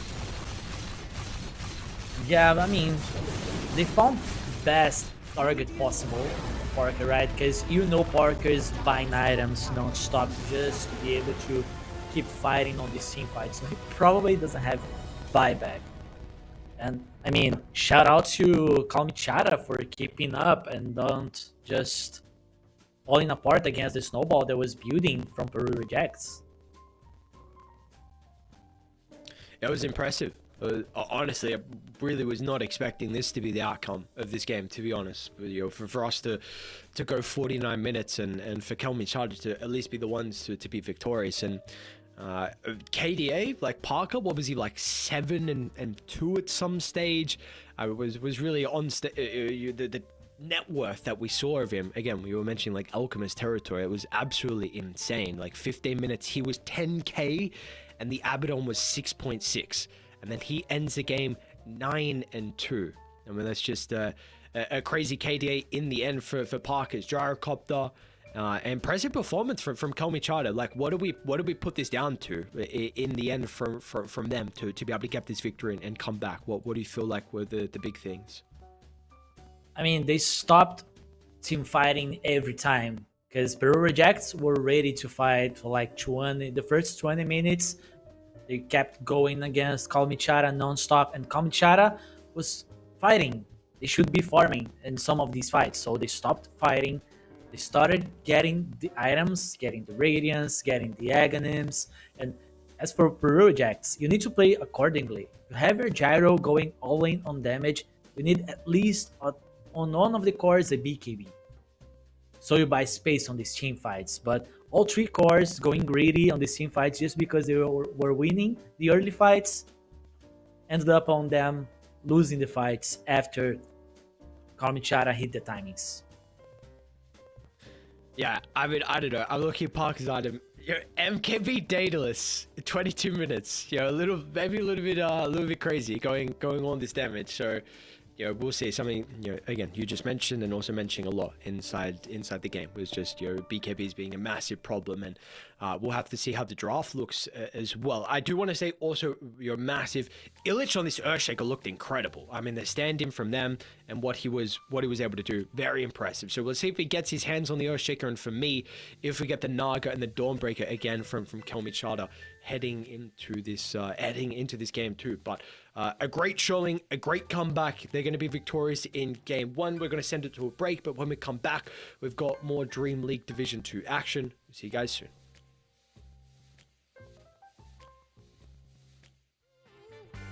Wherever it leads me, you know it's all fine. I never thought that this could sweep me off the ground.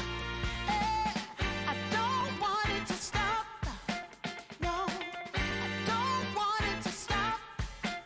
I don't want it to stop when it's feeling is good. Feeling is good. Feeling is good. Ooh, feeling is good.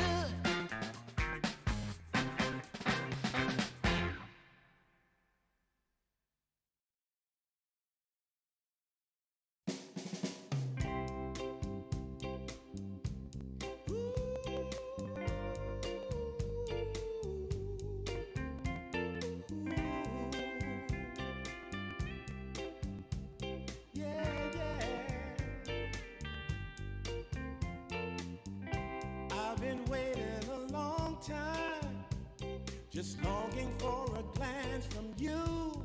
Yeah.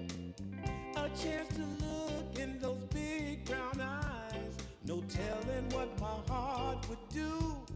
Hey, when we met, I sure knew it felt as good as it could be. In that moment, though it felt so good, I wondered why you noticed me. If you gave me just a little time, it would sure ease my troubled mind. Don't tell me that you don't feel the same inside. Don't tell me. These are feelings that I ought to hide. I don't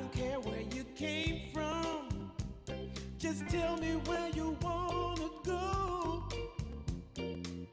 If there's a chance to be together, that's all I really need to know. Is it real or make believe that keeps me thinking of you? If you've got time to walk with me, I'll show you how my heart is true.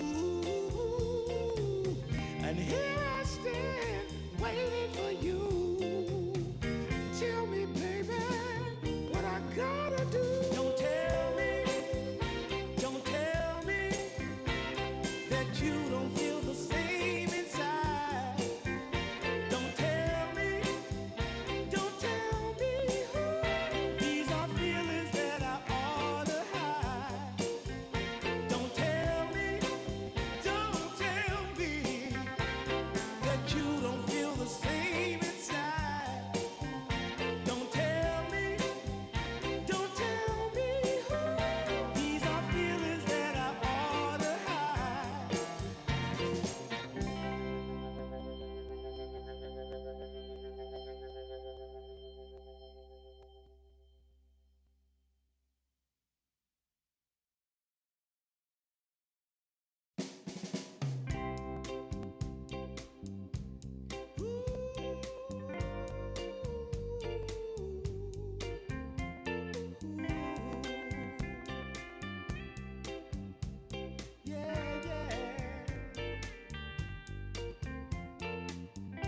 I've been waiting a long time, just longing for a glance from you.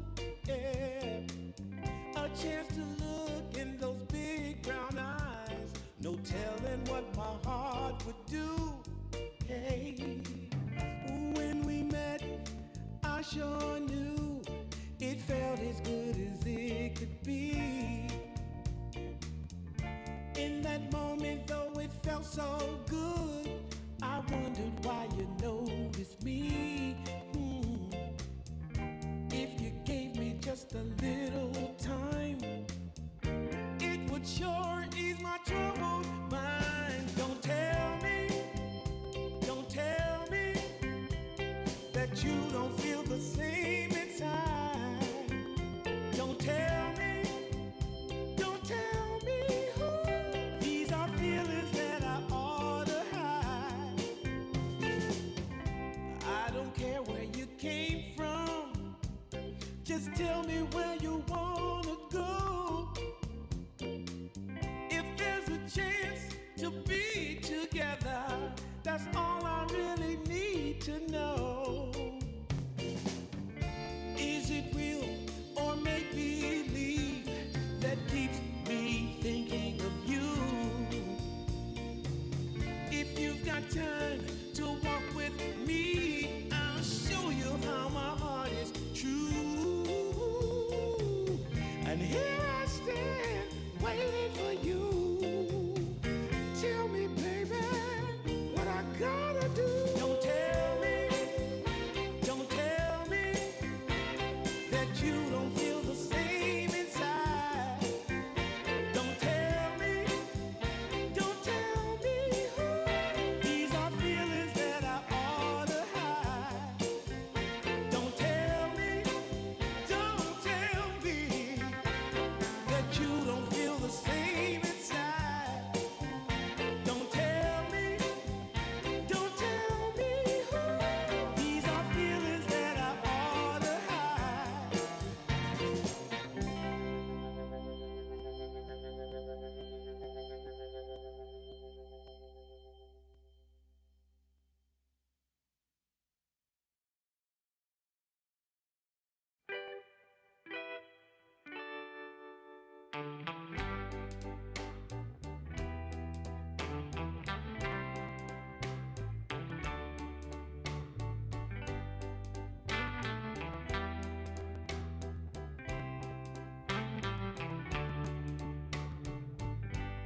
Sometimes I'll be foolish. Sometimes I know I get mad. Sometimes I say the wrong thing to you that makes makes you feel sad. But one thing is true in all that we've been through. You've never stopped loving me, no matter what I do. So let me say, yeah, that every day I try to find the words from my heart to say thank you. 'Cause you take me as I am.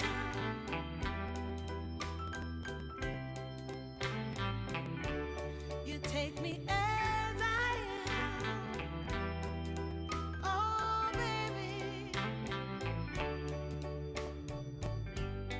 If you stop loving me, well, I would understand. But I won't take you for granted, no, no. When you hold my hand, your love makes me feel that I could fly. Ladies and gentlemen, welcome back. We've got game 2 underway. Of course, Kalmychata with the game 1 victory. Let's see what Peru Jacks are going to be able to pull out. You already see the respect as well, right? You know, get rid of the Naga, get rid of the Dawnbreaker. Those are honestly the two heroes that I looked at it and mentioned to close out that game. I'm like, I want to see if Kalmychata get their hands on them again. And with first pick, they would have had the opportunity to be able to do so. But they will make sure that is not the case. And also something you mentioned is that Kalmychata really like the Disruptor. And this will be removed from Peru Rejects now.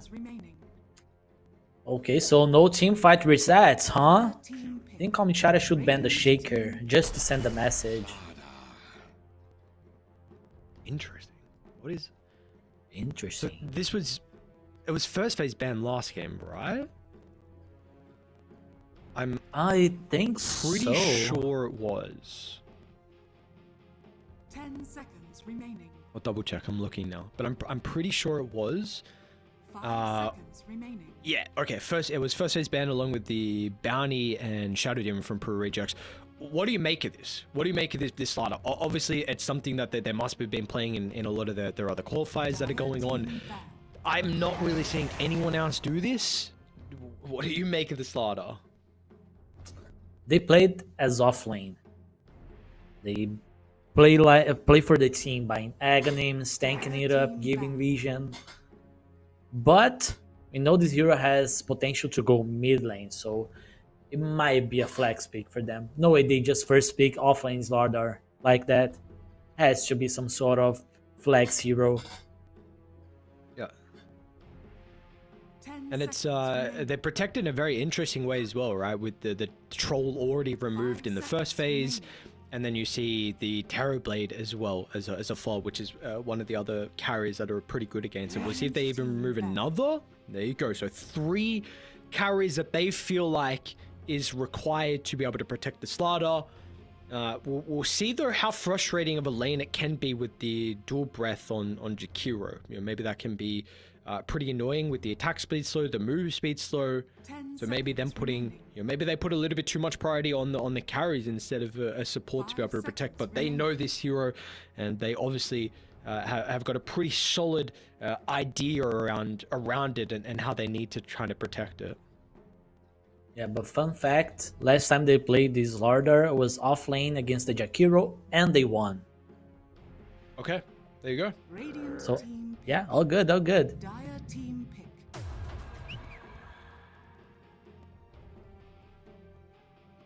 Okay, Yep. Marcy?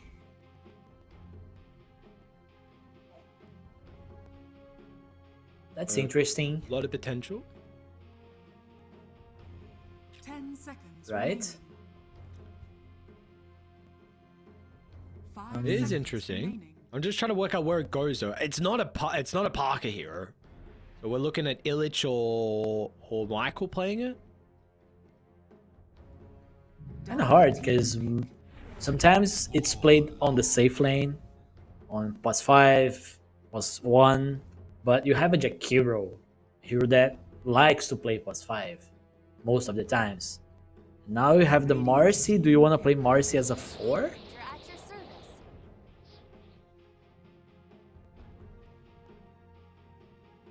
That's the question. Yeah, where are you wanting to play the Marcy? We're gonna get the Wind Ranger back from Kalmychata, so we got the support duo from them. A little bit of team fight here with the Warlock. And Aurora was impressed with the Wind Ranger. At least when they were able to get some items, I think was quite important with the Atos, the Shard, and the chain control with the Shackle. But we'll see how that lane goes, because their offlane was really good in game 1 with the Dawn plus Wind Ranger. Yep, 2 kills on Parker back to back. And nice rotations, going for the runes with his Wind Ranger, and a really nice Shackle on the bottom lane when he rotated to the safe lane. So he played really well on this hero. So assuming they will play this Marcy as a 4, Parker has last pick, and he knows he'll be playing against probably Slardar Wind Ranger. So you might not want to play a melee hero, because best one is banned would be the Troll. So what is he thinking now?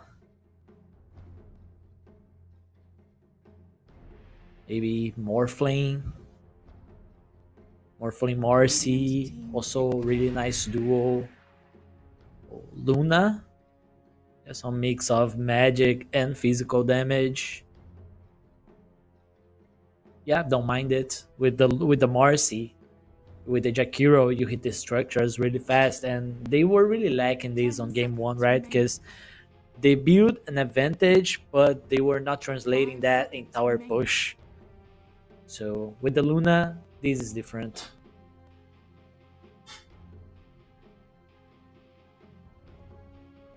See what the follow-up's going to be now for Peru Rejects. Do we go Illish hero, or are we thinking about Dark Margars in the mid lane? It's going to be the Enchantress, so they will showcase that the Marcy will go off lane for Illich. Yeah, maybe. In the spirit. Unless something crazy happens here.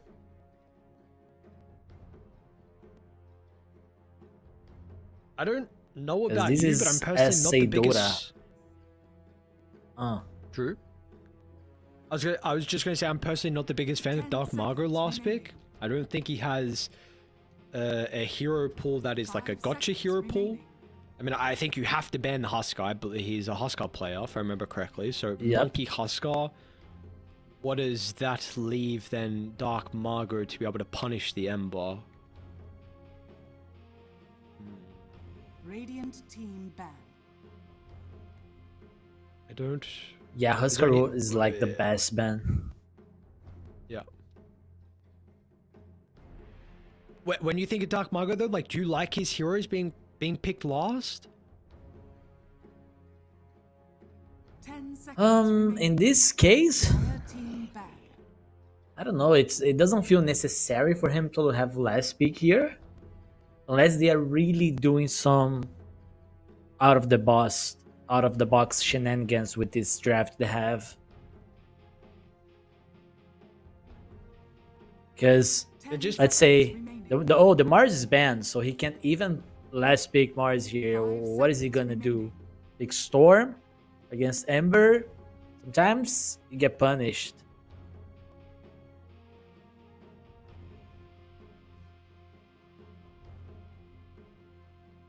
It's got to be a They need Huskar, damage. Right? Yeah, it has to be, unless they have a plan. Which I don't think it's worth it to have a plan against a Huskar. How strong this hero is right now, very strong. So I don't think you'll play with that. Unless they want to pick Huskar themselves, because they do it. Wow. I mean, I also understand the DK pick. Very good versus the Ember. And it's one of Dark Margot's heroes too. High armor with the Slardar. So I can respect. They obviously feel like Huskar is not a problem, or Margot is not playing it at the moment. We'll see what their carry is going to be as well. Abaddon along with the Ursa removed. They'll pick Huskar. Okay. I think so. Well, is there a carry that you need to consider for WoW that can kind of play into the Huskar in the game if they do go for it?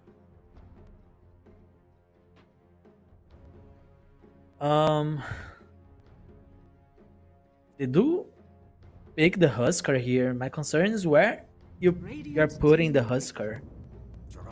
Oh, no Huskar, so Jug. So can you just pick Huskar on Peru rejects now? Oh, were you thinking on Kalmychata to go the Huskar? Yeah, I was thinking Kamchara would pick the Huskar because they did not ban it. I see, So okay. what's stopping Peru rejects from picking Huskar now? They have Roshan, they have Tower Push.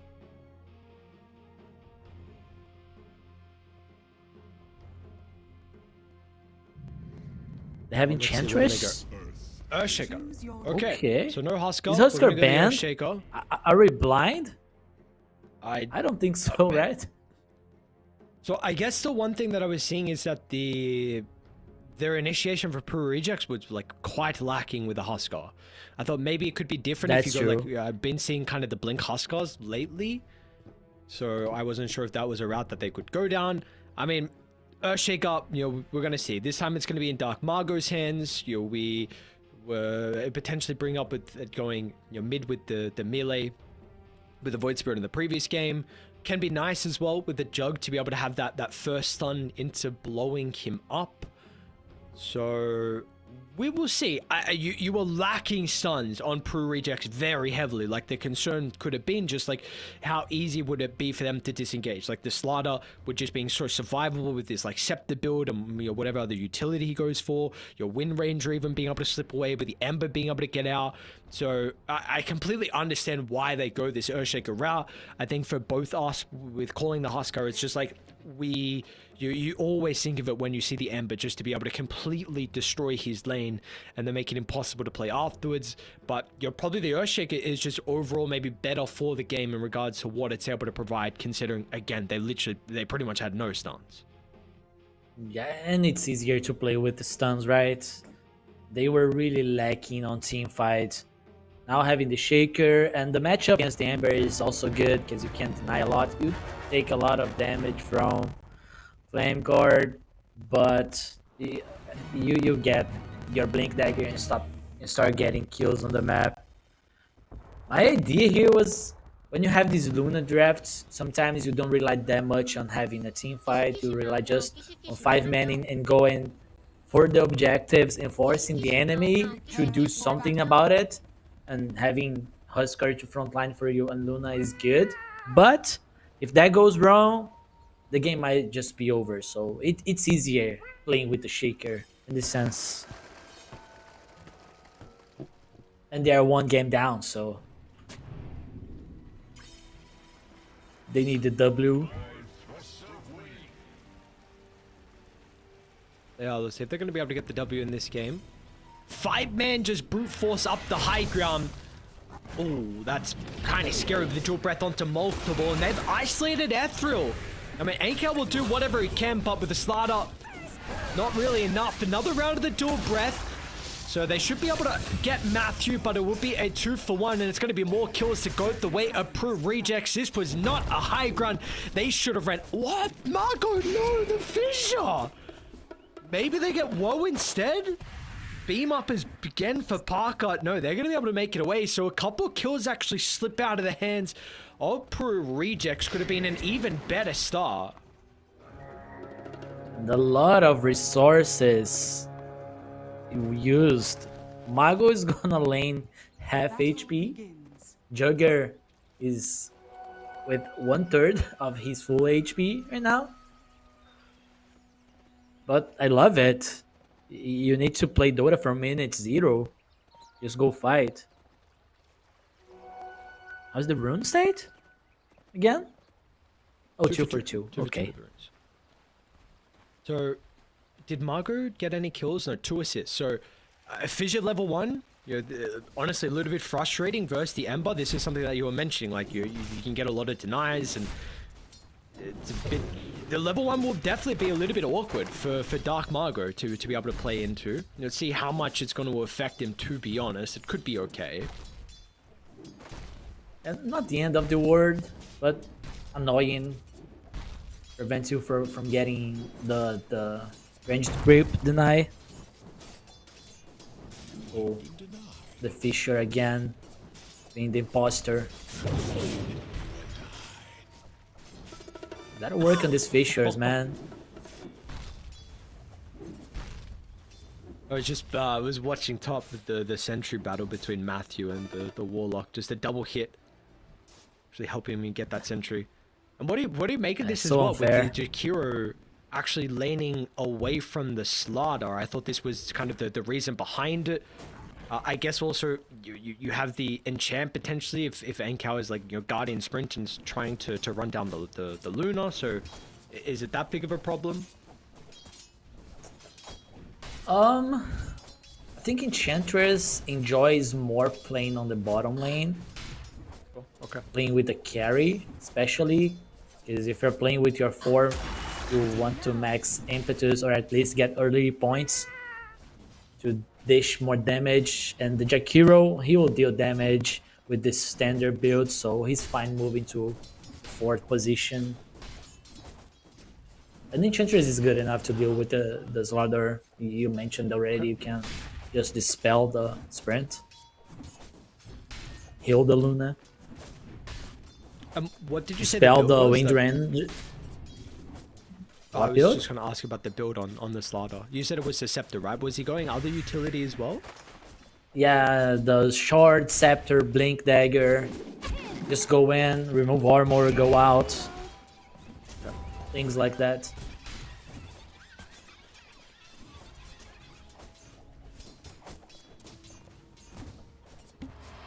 Let's see what's gonna be the Parker build here. I hope for Dragonlance, Mask how is of Madness, Aghanim Scepter. What? I think he Blade Fury ran down Illich and then got disposed further under the tower. I didn't really see. I just saw how we got was so close to the tower. Dire structures are fortified. Okay. Weird. That's close to the Helm Dome or the Marcy. Lots of value here. I have 2 ways of Ghost Wave shoving with the Enchantress and the Marcy Helm of Down.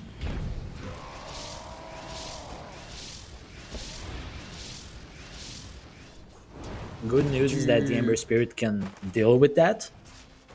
Problem is that he's playing against the Shaker. That was going to be my exact question. Like, do you feel like they have ways to be able to deal with the Ghost Shove on Kalmychata? Yeah, harder for the Radiant to do that, but I don't think there's gonna be a lot of Ghost Wave shove on Kalmychata. No, definitely less so. Less, we're still getting Warlocks going Helm Dome sometimes, but I don't think, Yeah. don't know if we'll see that anymore.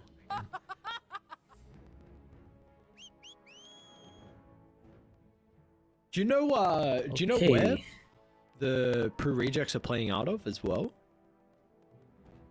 Who? I don't know if you spoke Peru Rejects. I don't know if you've spoken to any of the players, if you know where they're playing out of.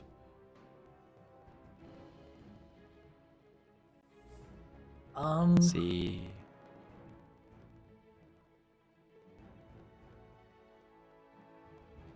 They're ping kind of high, so I mean I definitely knew don't it was know. somewhere in South America, but I didn't know where exactly. I mean, there's a state in Brazil where you can play Europe pubs with 90 ping, which is really good. Being able to play Europe with 90 ping, but I'm not sure if they are in Brazil. This is where Heroic used to boot camp. Every top SA team used to boot camp.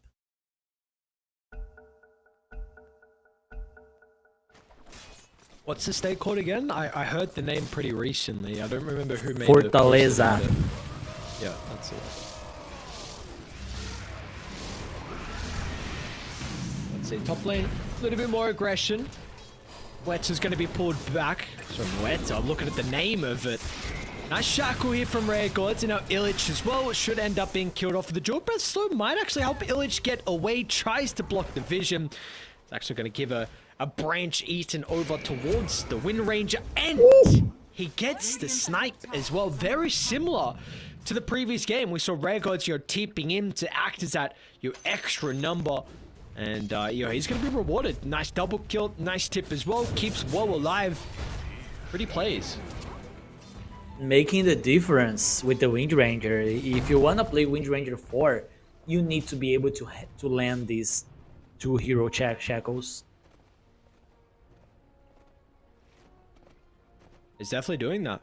It's been solid so far from Rare Gods, and we'll see what item build is going to be the decision once again from him. We saw with the Atos previously, and they are going to put a lot of emphasis on trying to rotate towards the mid lane as well.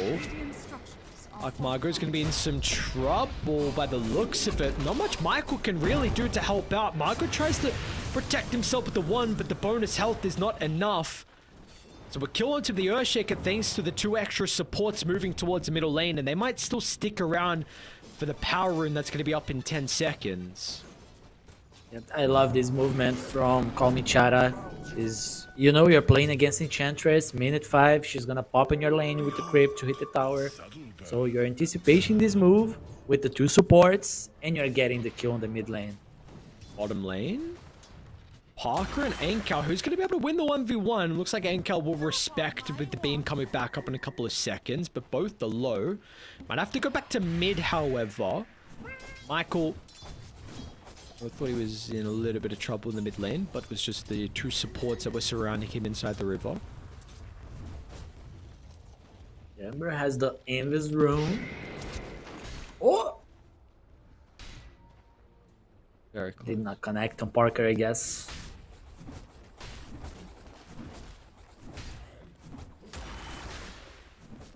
This with the current state, it looks like no sides will contest the Wisdom Room.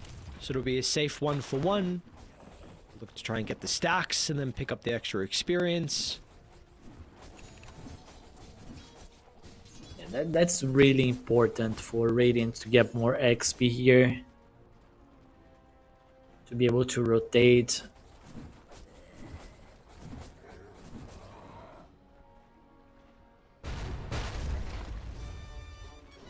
Lane, whoa. Rotation on the top side, yeah. Yeah. Couple of neutrals starting to run him down. Lich with the Helm Dom, Michael with his creep. So Woe's actually going to go through the portal. They want to try and move Parker out of the lane, who once again is having a very good start. I mean, if you compare him to the offlaner, a 1200 net worth advantage here from Parker. So very happy with his state.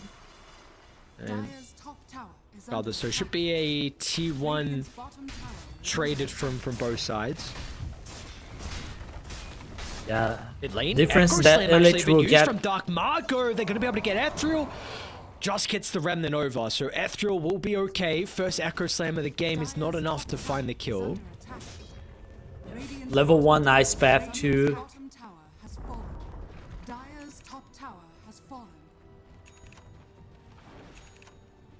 Oh, Jug wants to use his ultimate.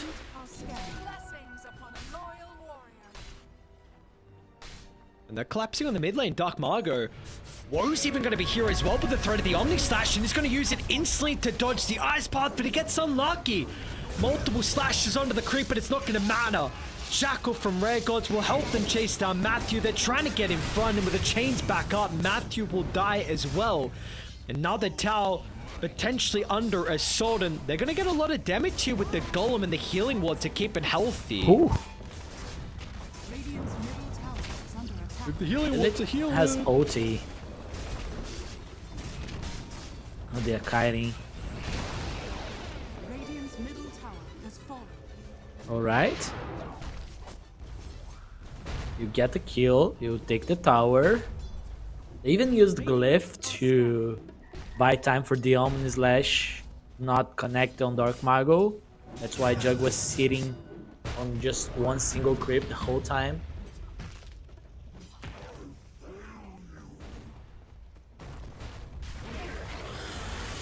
Oh, yeah, I was gonna say Ethereal should be fine. Right, Remnant back up is going to move it over to the river. Illich is still able to find the connection. He's got the damage so by himself. Marco steps through with the enchant totem, smack down. They might be able to get the Wind Ranger. No, can't find a position on the low ground to stop the TP out, but they will still chase down the Warlock nonetheless. So Illich getting a double kill and continuing to push himself further up in the net worth, and that is a much needed strike back as well from Radiant. And this is feeling a little bit similar to game one, at least in the early game, where it was a back and forth. Like one skirmish went one team's way, and then the next skirmish went the completely opposite way. And this honestly might just be the case again.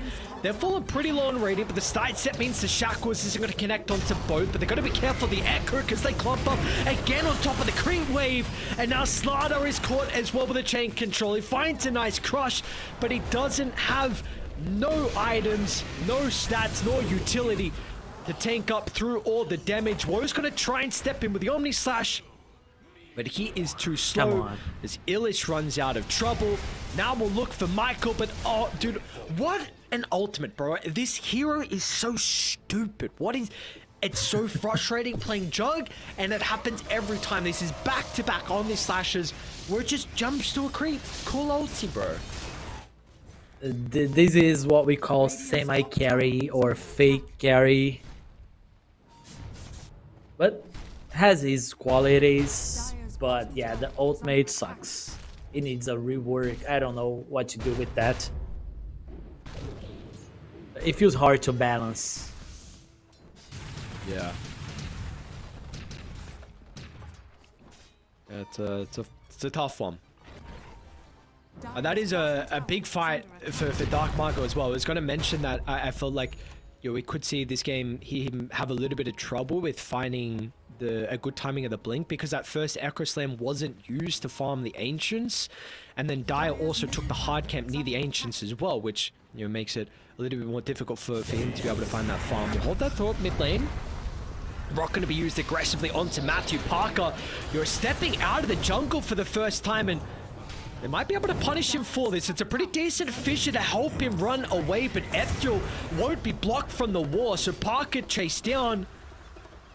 Now they got the chains up, still another 3 seconds. Looks like they'll just go for the easy kill into Michael instead, so a nice bite back here from the boys on Dire. They've got a glimpse of Illich, I believe. Some pings are coming through. This will be a little bit more longer of a rundown, and they won't want to waste their time. Doesn't have a TP, but I guess he's fine. And this was Parker's turn of being bored and showing up mid lane randomly. Radiant's top tower has fallen.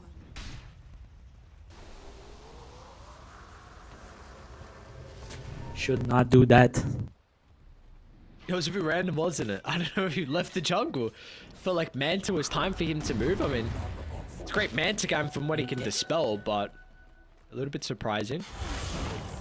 And he's not gyrocopter this game, so he's gotta chill out a little bit.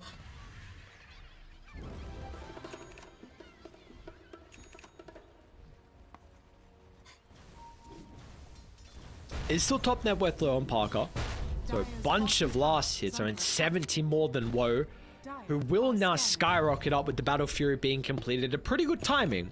Treads, Wand. Let's see, very good timing here for the Juggernaut. And they've got some stacks over towards the triangle for him to be able to further accelerate. Level 10. It's quite strong on Jug, but still a Juggernaut.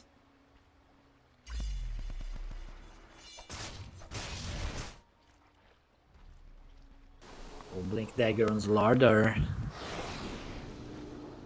What is the Golem status? 35 seconds still.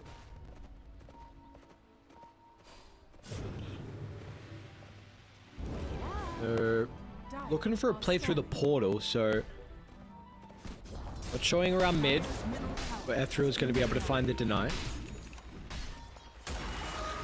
They are anticipating potentially Parker to show himself inside the lane, but he's just going to send the Manta Illusions forward, and they'll be too late to contest the Wisdom as well. So the smoke Not working this time. Maybe they might be able to swing back to mid though. Anka with the blink reveal gets the jump. Chains as well, holding with the Urshik into place, but the blink continuing to be cancelled. With the Acro Slam, it's going to be difficult for Dark Margaret to be able to find a good one in this fight once he's initiated on. And that is going to be his demise. And now Michael run down as well. They're looking to add another kill. And Champ will slow down Anka, but they've still got Ethereal. Multiple heroes to be able to continue in pursuit. Yep, poor Dark Mago, he's not getting anything. 2 and 3, stuck with the Blink Dagger, level 9 yet. Still doesn't have Shard or Kaya. Bottom laner, they're going to try and fight. Illich with the first jump. Margot with the follow-up. They've got the chain control. Yes, they do. Remnant was still on cooldown nonetheless, so even if it wasn't perfect, Ethereal was not going to be able to leap away. And nice response pretty quickly from Peru Rejects. It feels like everyone's gonna overstep at some point this game. This was Ember's turn. Going for one more wave, you know? Now maybe Woe's turn? Guess can they ever really stop the Blade Fury TP out? And there's one thing in this game that they don't have the capability to do so unless there's some basher eventually from them, RC. This honestly makes it a good Juggernaut game. Having to play against spell immunity piercing abilities.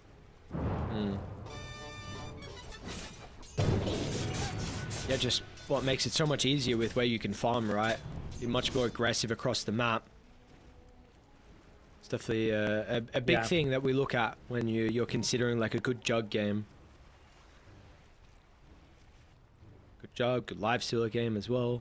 So see how aggressive Woe wants to continue farming. Second into worth and is starting to catch up on Parker's good start with the Luna.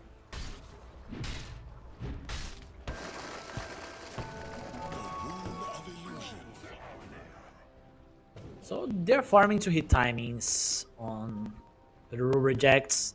Marcy wants BKB. Parker is not going for the Aghanims shenanigans items on Luna, which I like. I kinda like, but against Juggernaut, I guess. Yeah, but it's running down by the looks of it. Pretty much a solo kill from Ethereal. He just had the assistance of the power shot.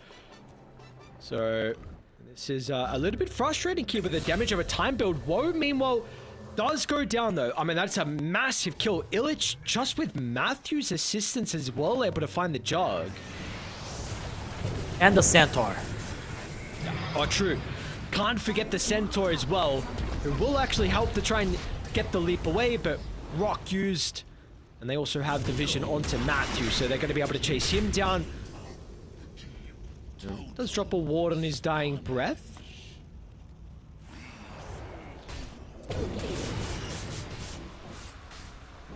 Still, they got the jug kill. Luna is still farming. Not bad for Peru Rejects, even though it doesn't feel like they're ready to fight against Kalmychata when they bring the numbers. Radiant's bottom tower is under attack.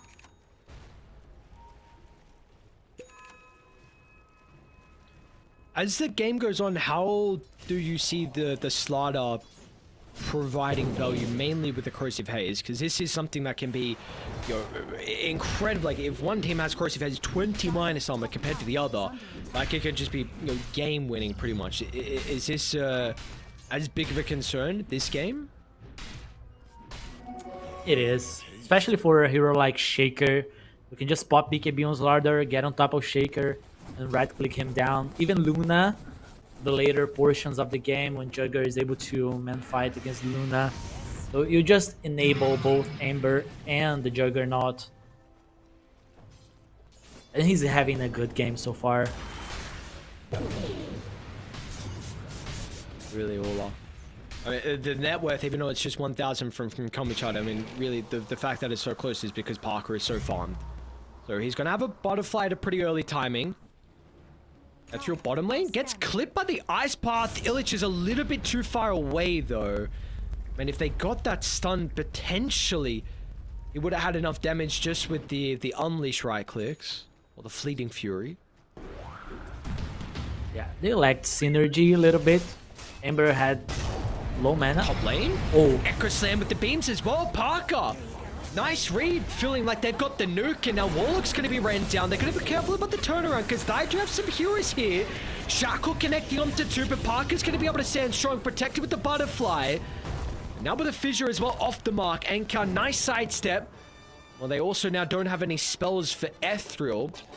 So 2 quick kills and a pretty good timing right by the Tormentor spawn. Gives them an opportunity to probably take this uncontested, and that will be the case. alright. The kill on the Jug again. Now the Shard. They might be able to go Roche soon. They have Enchantress, they have Luna with Butterfly and Manta. They are almost ready on Peru Rejects.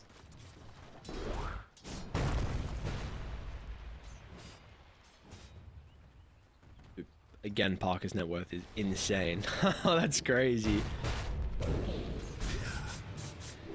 Just insane position that is in. What do you make of the no scepter? I have been seeing a lot of the early scepters on the Luna, whether it was like second item after the Manta. Are you a fan of that build, or is it not really gone more recently? Well, that may be mid lane. I'm a Margaret, fan. what have we got here? But the poke from afar, but the Vessel slight power shot as well. He's going to try and TP out, and they're actually not going to be able to stop it. That's unbelievable. Okay, he's out. Dying there would give so much space for Kalmychata to just play the map. No, wait, can they Roche? They know what's going on. I don't know if the power shot actually scouted out Illich. They probably are aware that raiding is starting to converge on the area. Echo Slam is back up as well from Dark Margaret. Illich. But can he leap in from the high ground? Is he close enough? He's actually going to go for the Echo onto the Ember. So they're not contesting Roche. And they're not even going to get the kill. Oh, no. And how can they fight afterwards? Omni without the creeps nearby means that all the slashes, it's not enough of the Illich is able to get away, but some of the other supports in particular will not be so hopeful at doing so.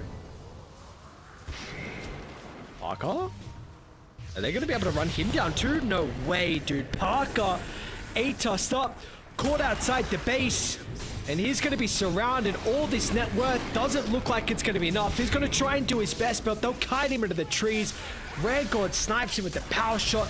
And that is a 4-for-0 fight, which was looking potentially good from raiding.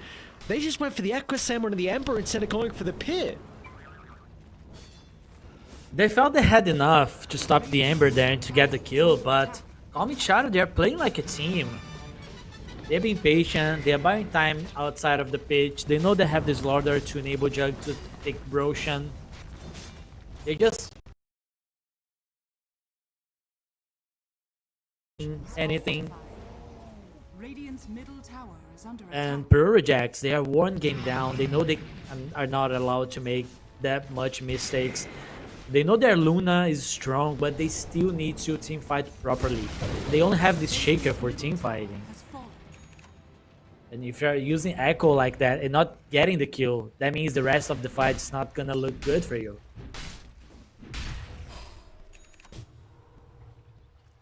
I guess that is maybe the thing, honestly, this game with the no scepter build on Parker is the follow-up on the Echo is pretty limited. Like if Margot got the jump inside the pit, it would have to be all by himself. You know, if Illich wasn't in a position where he could use the Helm Dom to leap in as well. So we're gonna have to see that how the synergy will be there from Peru Rejects and how they can look to utilize the initiation from Dark Margot, because this game, 2,000 net worth lead, and you've got an MKB getting worked on from Woe.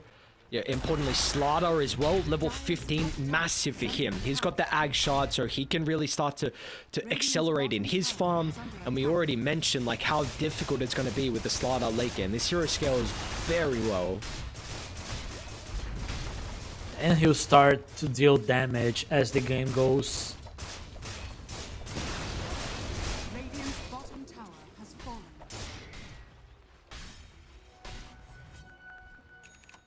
That he will.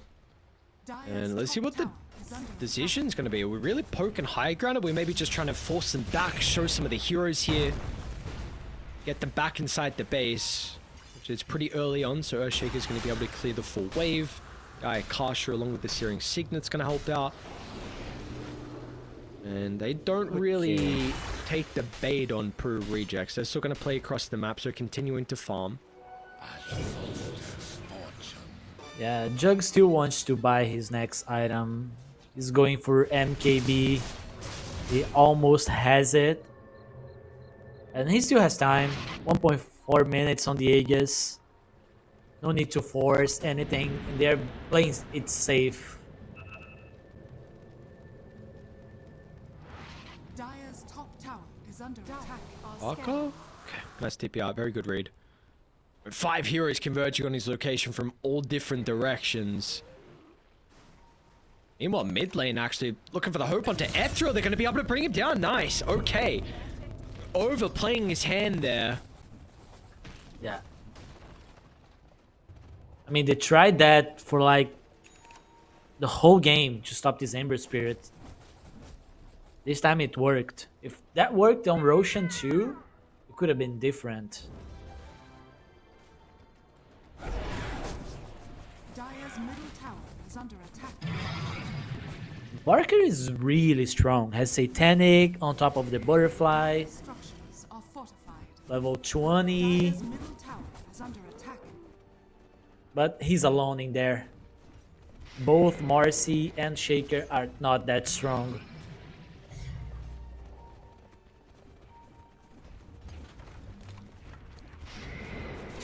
Dire's middle tower is under They're the ones actually potentially finding an objective. They're going to be careful over the respawns coming back up. Ice Path over to the north has been removed. Ice Sleep the Slardar. BKB used early on. He's going to be able to disengage, but they're on top of Park, which is a concern. Nice use. The Manta's going to be able to avoid a lot of the damage with the Omni Slash. And can they go back in if they're raiding? What did they use themselves? Echo still on cooldown. I think the big one was the Unleash, but that's a pretty low cooldown as well. So no Omni, no BKB from the Slardar, and no Aegis as well. But it looks like they're not comfortable. They want to disengage, go back to their side of the map, and play this one a little bit more passively. If they could just wait for Ember Spirit to have Aghanims, the team fight is way better for them. They still have Golem, so they're there just in case Blue Rejects decides to go in. But they'd rather farm the Aghanims first, then go for a fight. But they want to use this vision on the bottom lane. Juggernaut's quite far though.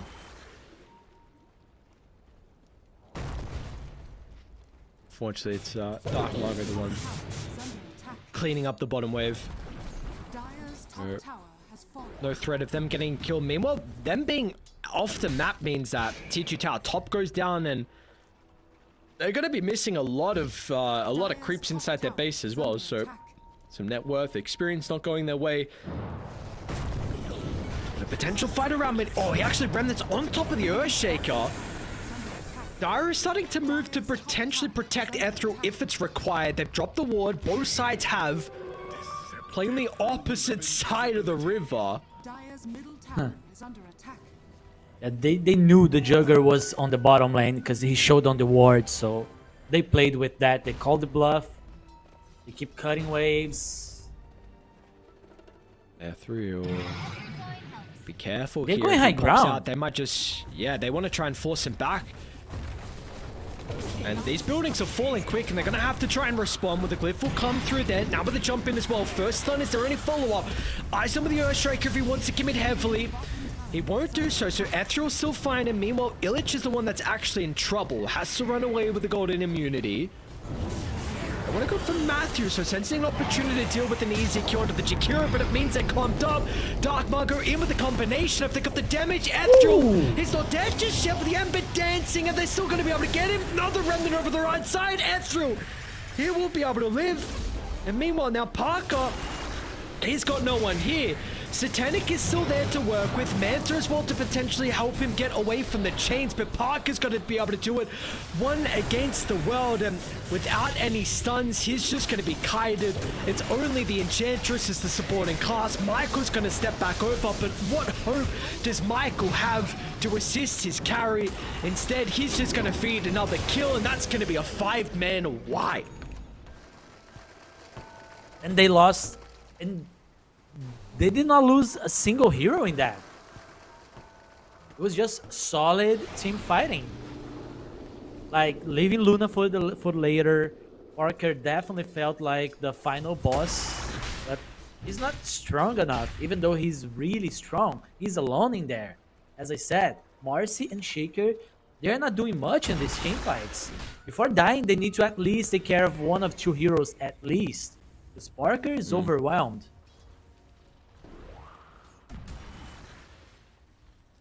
Yeah, we're just seeing a couple of times, right, with hoping to try and blow up Ethereal with the chain control, but minimal stuns and the lack of follow-up damage with the Earthshaker is being a problem, and then when you don't get those kills, fight looks very difficult and chaotic afterwards. Whoa. Okay. Almost done.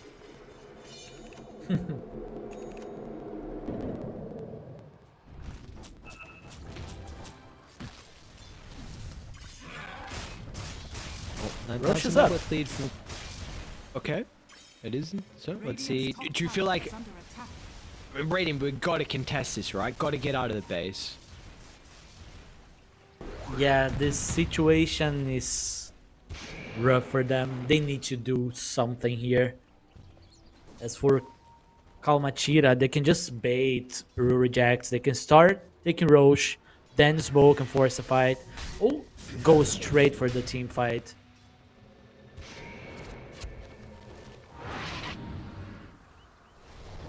See that team fight. I don't know if they smoked onto the ward in the mid lane. So they did. They kind of split as well with a high ground Ethereal. Dire's middle tower is under attack. Parker's going to lead the charge. They're going to try and run on forward. Eclipse with the fissure. This time they might have the damage with everyone on top of the Ember, and they do. They're still going to try and take the fight without the Ember Spirit. Anchor gets a pretty good initiation with the Omni Slash.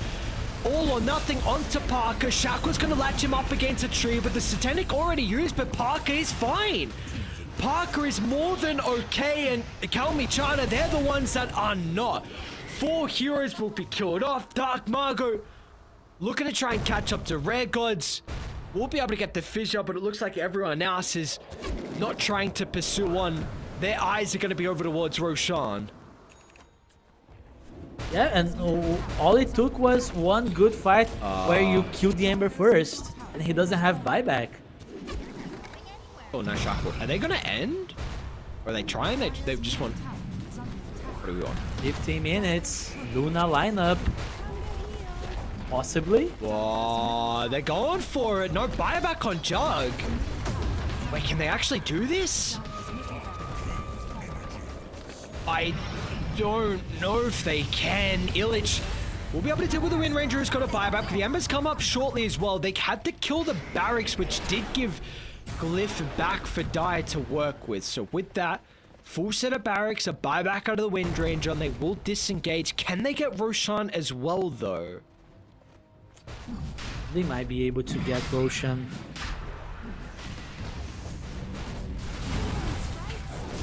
That was good enough, forcing the buyback, forcing the glyph. Now they know what to do. And Parker is so strong, and the difference of this play working out and the others failing is that Parker was on top of the play when they caught the Ember. He was actually the one going first and using the Eclipse to set up the fissure that started everything.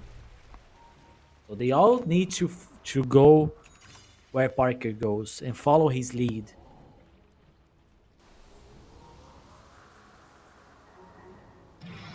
I got a glimpse of the Earthshaker running underneath the ward. They didn't see anyone else though. Ethereal Smoke's gonna pop an aggressive Remnant. Trying to do whatever he can. Meanwhile, solo Omni Slash assassinates Michael, but It's an ultimate, maybe wasted. You kill off the 2 supports, but are you going to be able to deal with Parker? They want to try and kite him as best as they can. Over to the right side, they got the chain. Oh, they blow him up as well. Parker's Eclipse is just too much nuke potential. He's got to try and buy back out of the Ember. Dark Margaret refresh, not enough. Doesn't get the second round of the Echo Slam. And now Parker once again against the world. Well, he's going to be cautious though, with the constant crits coming through. Is this a man you want to try and man fight? They'll do the best they can. Maybe looking to try and deal with Illich as well. Another round. This time, well, almost enough to be able to deal with Illich. BKB going to be used at the last second. They've killed off the Aegis, and now it meant that they have left Parker by himself. And with the extra help, with the minus some of the corrosive haze, there is nothing Parker can do. This is the best case scenario for them. They are assassins. They need to kill one by one. If they're all spread on the map, it's way easier for them to just catch the skills. Use the Aghanim's Omni, you get 1 kill, then you jump on the other hero, and then you keep killing them. And when it's 2v5, 2v3, and even, you're winning the fight. And what happened to Peru Jax? Why'd they get so spread? They need to group as a team.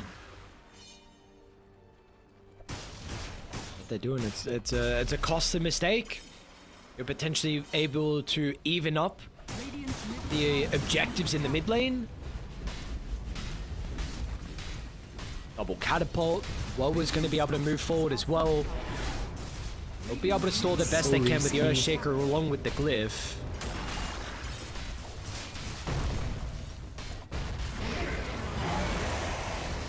Very frustrating to siege these long range of spells, and as a result it's just going to net them a tier 3 tower, so not able to get that full set of barracks which they would have loved, but they have put themselves in a position where still this net worth, it's 2,000 actually in their favor. So I mean, you take a look at the graph, it is cliffs up and back for either side. I mean, it's a crazy graph. Yeah. Everyone gets the chance to throw at least once here.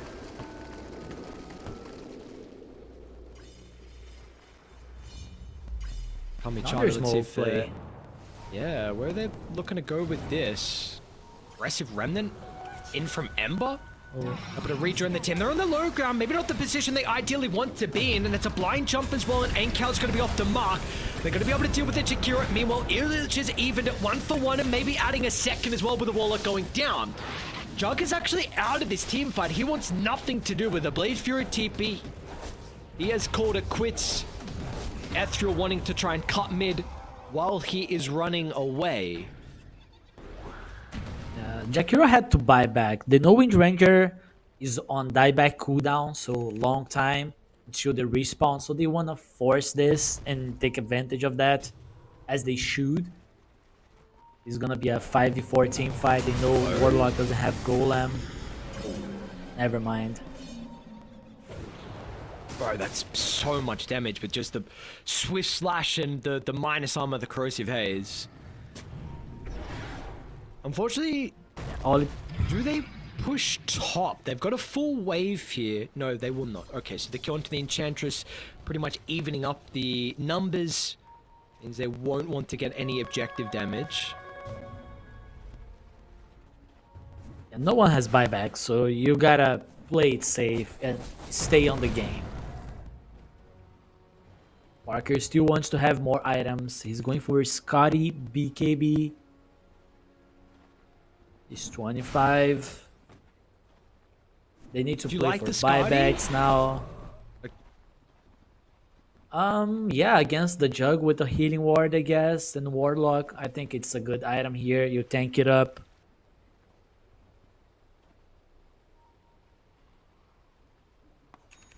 Oh, he's changed his mind. He's going Swift Blink. So Salt the Treads. So this is maybe something that we've mentioned multiple times, right? Like not having potential follow-up with the Earthshaker. This could be something where you can, Eclipse, jump in, Dire's top tower is see if they can nuke down one hero, and I guess we also got to keep in mind, like, Illich as well can really blow heroes up. This guy is scaling. He's finding farm and bottom net worth out of all the cores. He's pretty close to the Slaughter though, but his showcase, he's got a lot of damage inside these fights, and he's getting close to level 25 as well. Yeah, he's getting really strong. As long as he doesn't have to help out the Jug on these team fights, he's gonna be going on the supports and trying to get kills. And Juggernaut doesn't have evasion here. Yeah, I mean, he's the damage, so he can't afford to be the first one dying.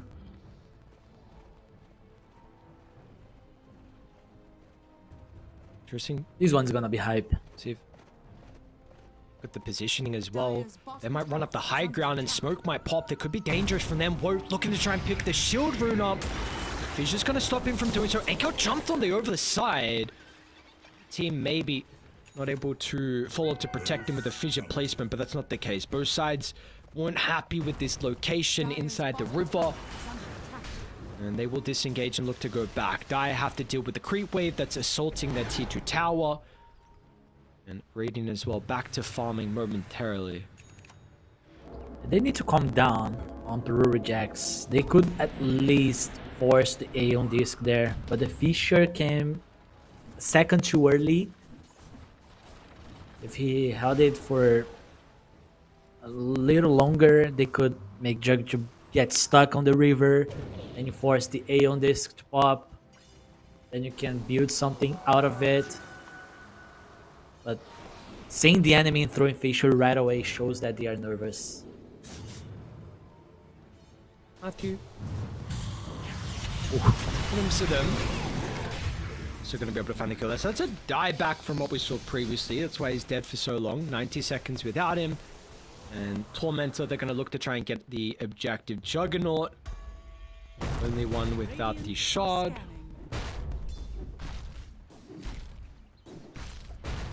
2 minutes for the next Beautiful, Roshan. nice scan. Raiding instantly with the scan going through the portal. So well aware of this move. Dire are scanning. Which means they probably also know that Ethereal's alone with this poke that he was doing onto Illich.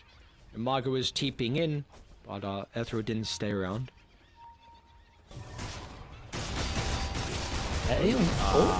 Okay. What are we on mid?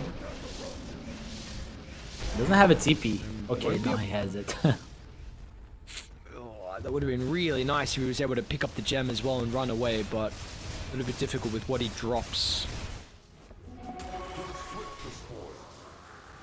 Not his business. No, it's not, but it does give a bit of a window where you're going to have 5v5 and Omni will be on cooldown. We have seen, like, Peru Rejects, they've not been hesitating to take team fights. They are very welcoming to these. They'll have a 30 seconds window where everyone's alive, Roshan's alive, and the Arm Slash is on cooldown. But that's too tight. Let's see if they will be able to do something.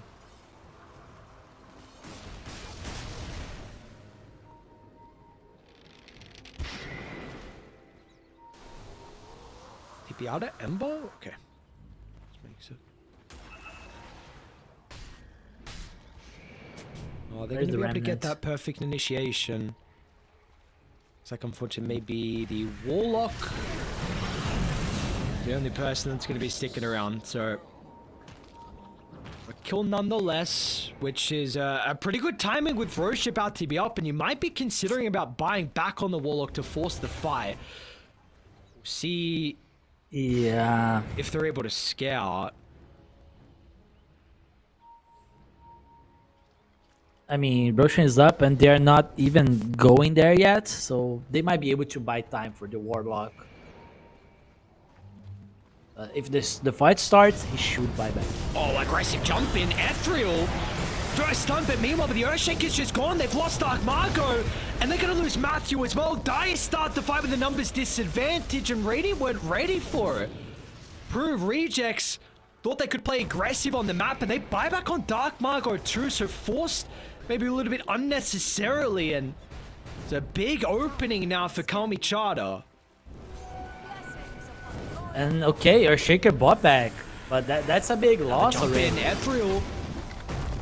Down goes Illich, which a lot of their damage. And now they're even going to be able to get the further control onto the Enchantress as well, just bleeding kills one by one. Even Rock used, why not? Warlock making sure that everyone goes down. And this is now Roche that they're going to be able to go back and secure. And so many components that will be vital for them to potentially siege. You've got Refresher, Shard, Cheese, and Aegis now in their hands.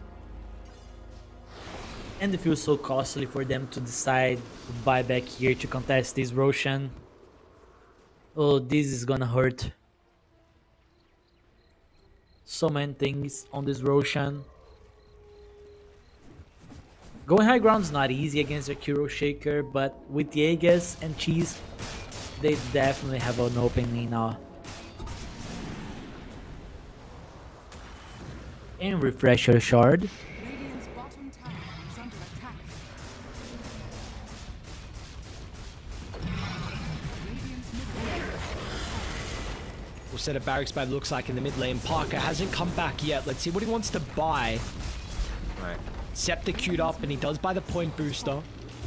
Thinking maybe there's some threat of a rapey here, because this might be the final siege with the Aegis advantage that you're playing with. Radiant's bottom tower has fallen. Radiant's bottom Barracks exposed down bottom. Still don't have the 5 members on Peru Rejects to defend the base. Gonna try and use the beams, maybe hoping to kill into the Ember, but Aeon Disc gonna be activated. And there is your Scepter reveal, and there is Eclipse on cooldown for 60 seconds, so 2 full sets of barracks is the reward from Kalmychata. They're gonna back away. Woe wants to try and clean up top lane. There's an ant damage waiting for them as well in the river. Double damage. Okay, it's Luna against 2 sides of Super Crips. Not the worst thing, but the economic damage is huge. Still have Aegis for 3 minutes on this Juggernaut.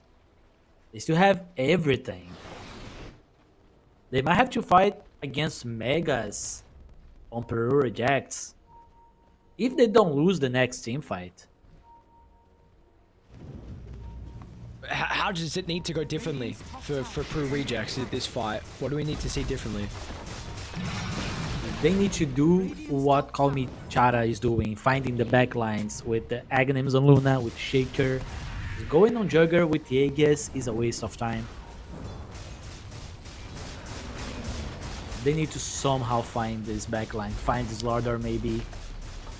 Look at the wraparound. A long wraparound from Illich and Michael, but you might need the Earthshaker to be here as well. Trying to do their best to be able to get the vision onto the supports, but the tier 3 tower has gone down. And now they're going to look for the jump in as well. Over to the left side, they got the clips of the Warlock. Dying Rock is actually going to make it problematic for Illich. They might lose the Jug as well, so the Aegis killed early on. Is this the team fight that they've been waiting for? Ethereal inside the base is in trouble, but the Aeon Disc going to be able to protect him.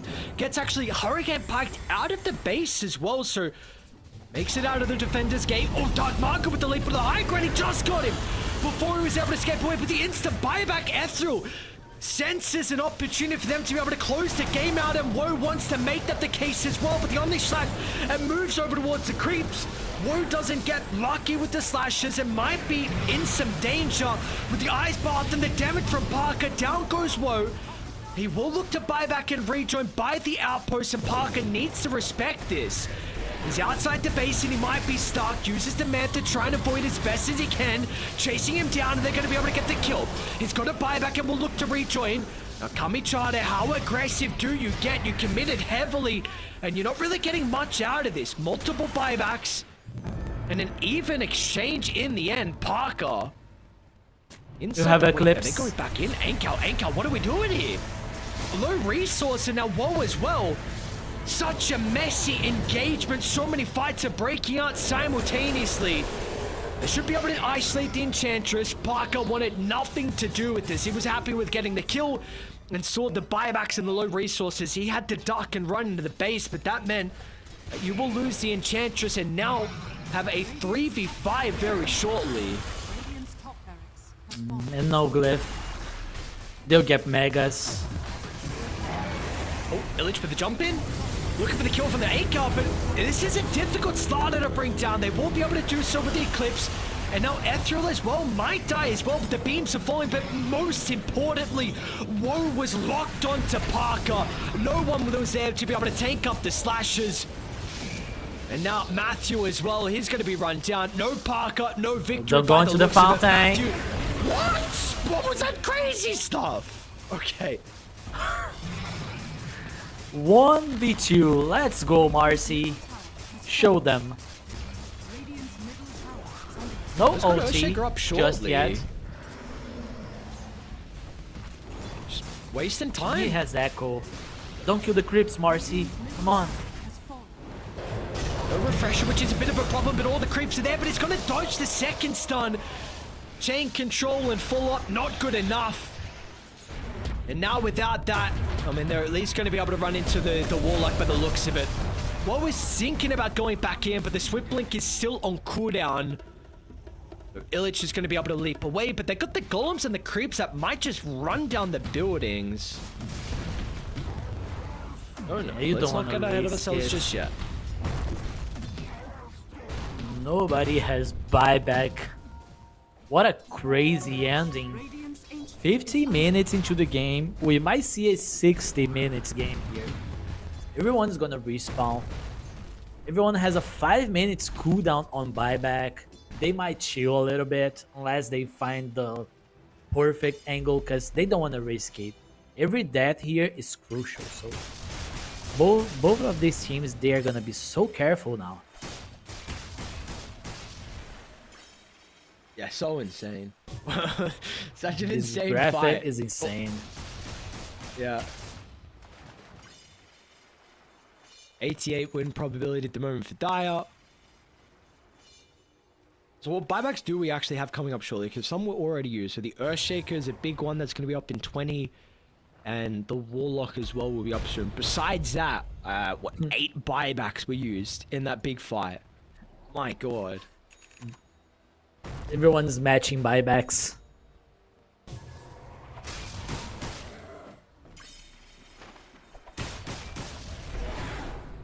They might even wait for the next Roshan, I don't know.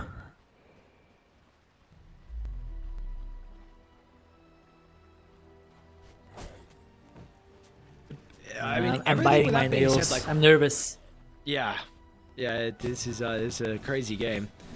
Yeah, it still feels like against Megas, like Radiant have this lineup where if you win a team fight, you can well and truly end it with a Luna lineup. Like you are never ever counted out. But it's just like, how much more is Parker going to get? He's got Moonshard queued up, but it feels like he's pretty capped right now. Yeah, I mean, you can like sell Hurricane Pike, use Refresher, Pocket, and get one more item, but he's at the roof. You can't get much higher than that. Same goes to the Juggernaut. Even has Moonshard. You can maybe, I don't know, sell Manta, get something else. Manta is helping with some dodges.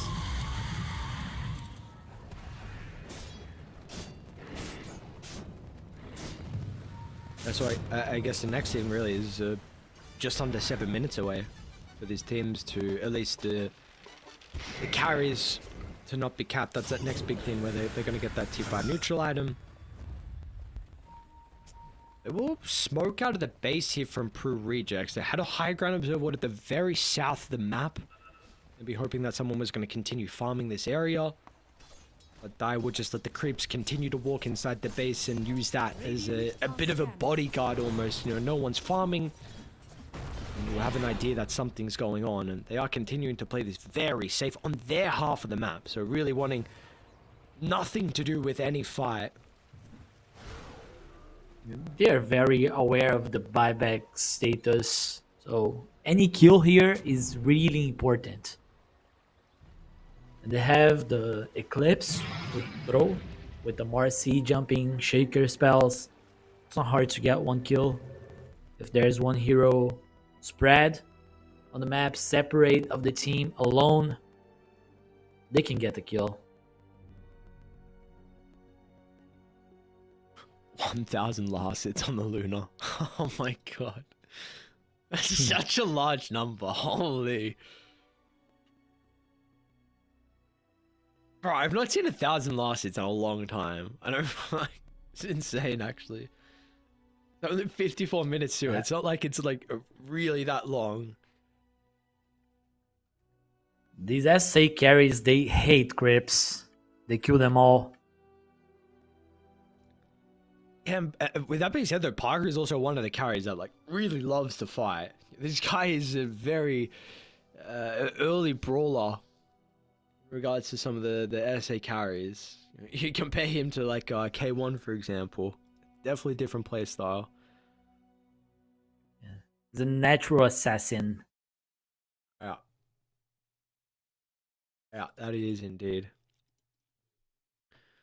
What a position we put ourselves into. I mean, first series for, of course, either of these two teams. Two groups in Div 2 for DreamLeague, and we see it's a long run with the groups. It's a long run. I think it's 8 days around that, leading into playoffs. So it's a bit of marathon here to be able to potentially make it into the next DreamLeague, and also with the prize pool as well. And what a great way to be able to start. Like, honestly, for me, looking at the teams, I thought Peru Rejects, were going to be a team that I had my eyes out for on being able to place pretty highly. So this would be a bit of a surprise with a defeat here versus Kalmychata. Radiant's ancient is under attack. One fight is all it Shows the stands in their way balance. from losing this game and this series, and Michael is just gone. Quick jump in, and it guarantees a 4v0 for potentially the last fight, so 4v5. It's going to use the golems and let them go to work. Radiant have Glyph, importantly. They could just blow another hero up pretty shortly with a split shot up from Woe. And that's why the Earthshaker's going to have to use the BKB defensive. Meanwhile, over the other side, Ghost Step to try and protect him. Meanwhile, the jump forward behind the base. Woe does activate the blade through before the chain control does come out. There's going to be a buyback out of the Earthshaker, but the creeps are inside the base, and they have to deal with the golems. Importantly, they're focusing down the heroes, but the throne is the most important thing, and Woe, he knows this, but he didn't have Blade Fury up. Woe went all or nothing for the throne, but he didn't bring it down. Have they got the damage? Well, a couple more right clicks is needed. The throne's falling low, and they're going to get it. Kalmychata. Objective-based gaming is the name of the game here, and they're going to be able to take it, a 2-0 victory to start their run in Division 2. Woo, I was choking here. I'm pretty sure Juggernaut was choking too, because the plan was definitely not dying there with the buyback on cooldown. They just decided they had the damage, they had everything to end the game. And what an ending, to be honest. Like, they just got bored. Okay, guys, let's try to end the game. Buyback's coming back in 1 minute. We have time. And they did it with the Juggernaut dying.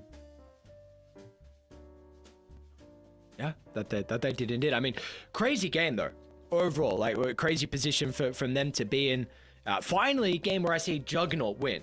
I mean, this is impressive. I feel like every time I see Jug, this hero loses. But Woe, even up against the 4 Oblivion staffs that the Peru Rejects had, it wasn't a problem in this game at all, and a great showing from them, and we saw them go for like the comfort that you were mentioning, and that we've been seeing from them in other qualifiers and other tournaments, right? With the Slardar first pick, we saw like nothing crazy KDA wise from Anchor, but just the corrosive haze, such a nuisance, really amping up Ethereal's damage, amping up Woe's damage, and in the end, what do we kind of make on Peru Rejects though as a whole? Like, seeing this team, they I don't know if we should put like an asterisk on this series because they were playing with a standing with Illich instead of Pike in the off lane.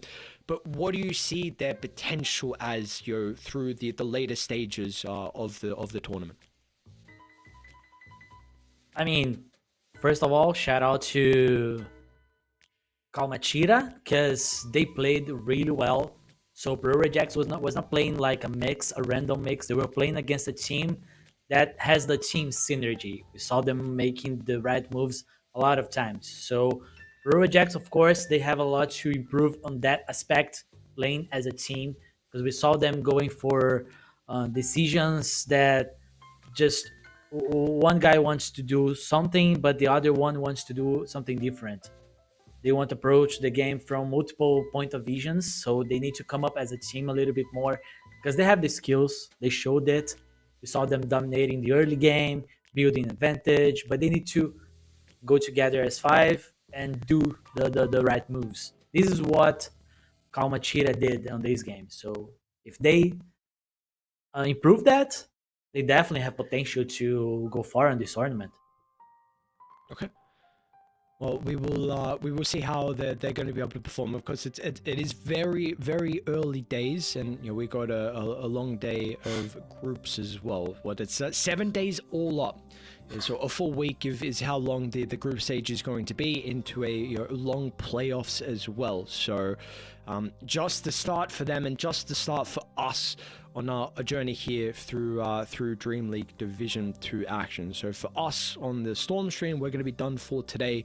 A 2-0 victory for Kalmychata, which again, for me, very impressive because I was looking at Peru Rejects and seeing the names of these players and expecting them to have a pretty good run. You're not quite sure how many problems they'll have with the ping. Of course, it is definitely something that will be, has to be mentioned and is going to be frustrating. But these are some very, very solid players. But unfortunately today, not able to get the job done. So Kalmychata, excited to see their run now and how they're going to be able to perform. A good start for them with the first series.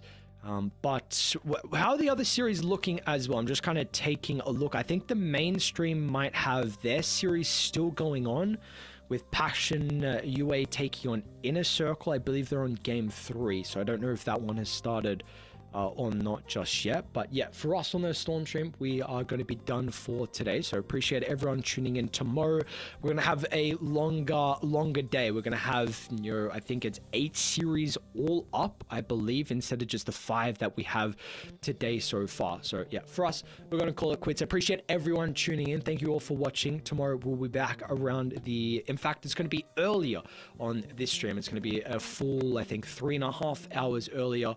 So 8 best of 3s tomorrow. We'll see you guys more then for some more Dream League Season 1 Division 2 action. See you then.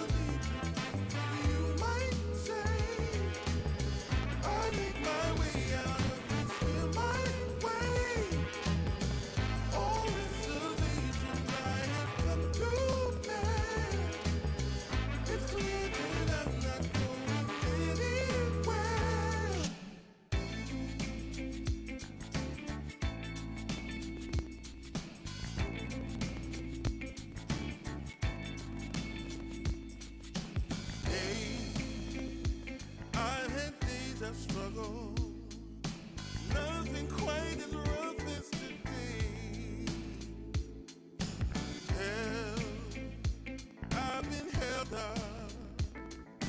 Nothing seemingly goes my way. Oh, I, not a man for crying. For a storm of tears I crave. Take all this sorrow from me. How much more do I have to pray? Foolish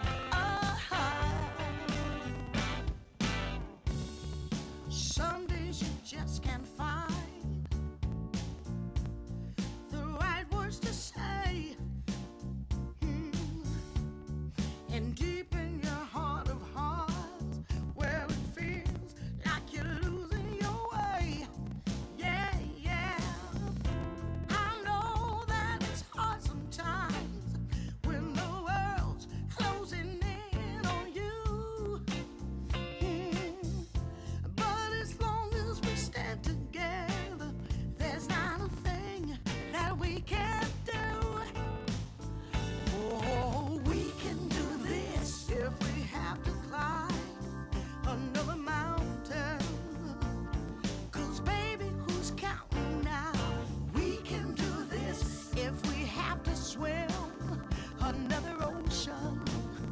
As long as we got the notion, yeah, we can do this. Yeah, hey, hey, yeah.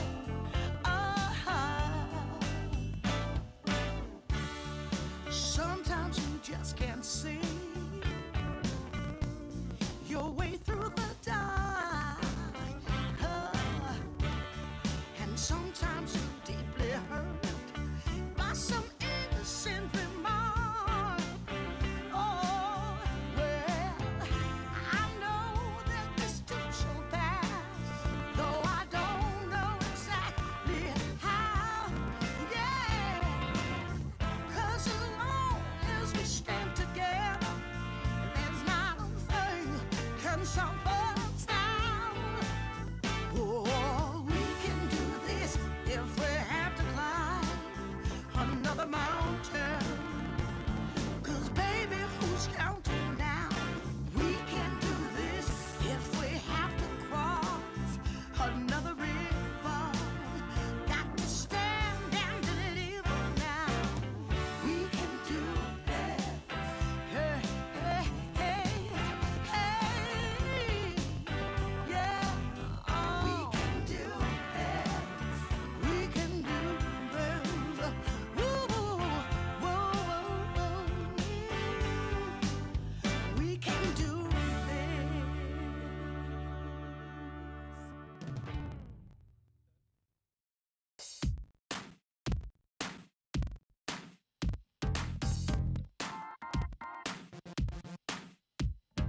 Girl, shake that body, shake it down to the ground. Whoa, girl, shake that body, show me how it's gonna go down. Don't be late to the party, don't be afraid to scream and shout. 'Cause when we dance to the music, you know that's what it's all about. Yeah, yeah. Hey, girl, shake that body, shake it to the left and to the right. Yeah, girl, shake that body. We're gonna shake it all night. We're going down to the nightclub in my stretch SUV. 'Cause you know, girl, when we're dancing, there's no place I'd rather be. Yeah, yeah.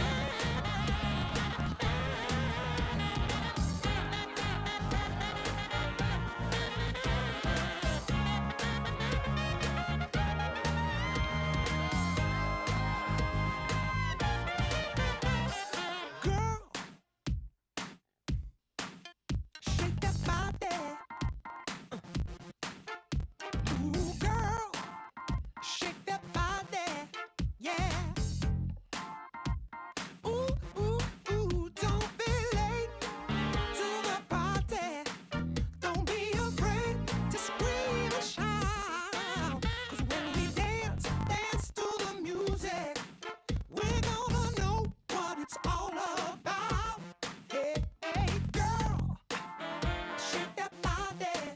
Ooh, girl, shake that body. Oh, girl.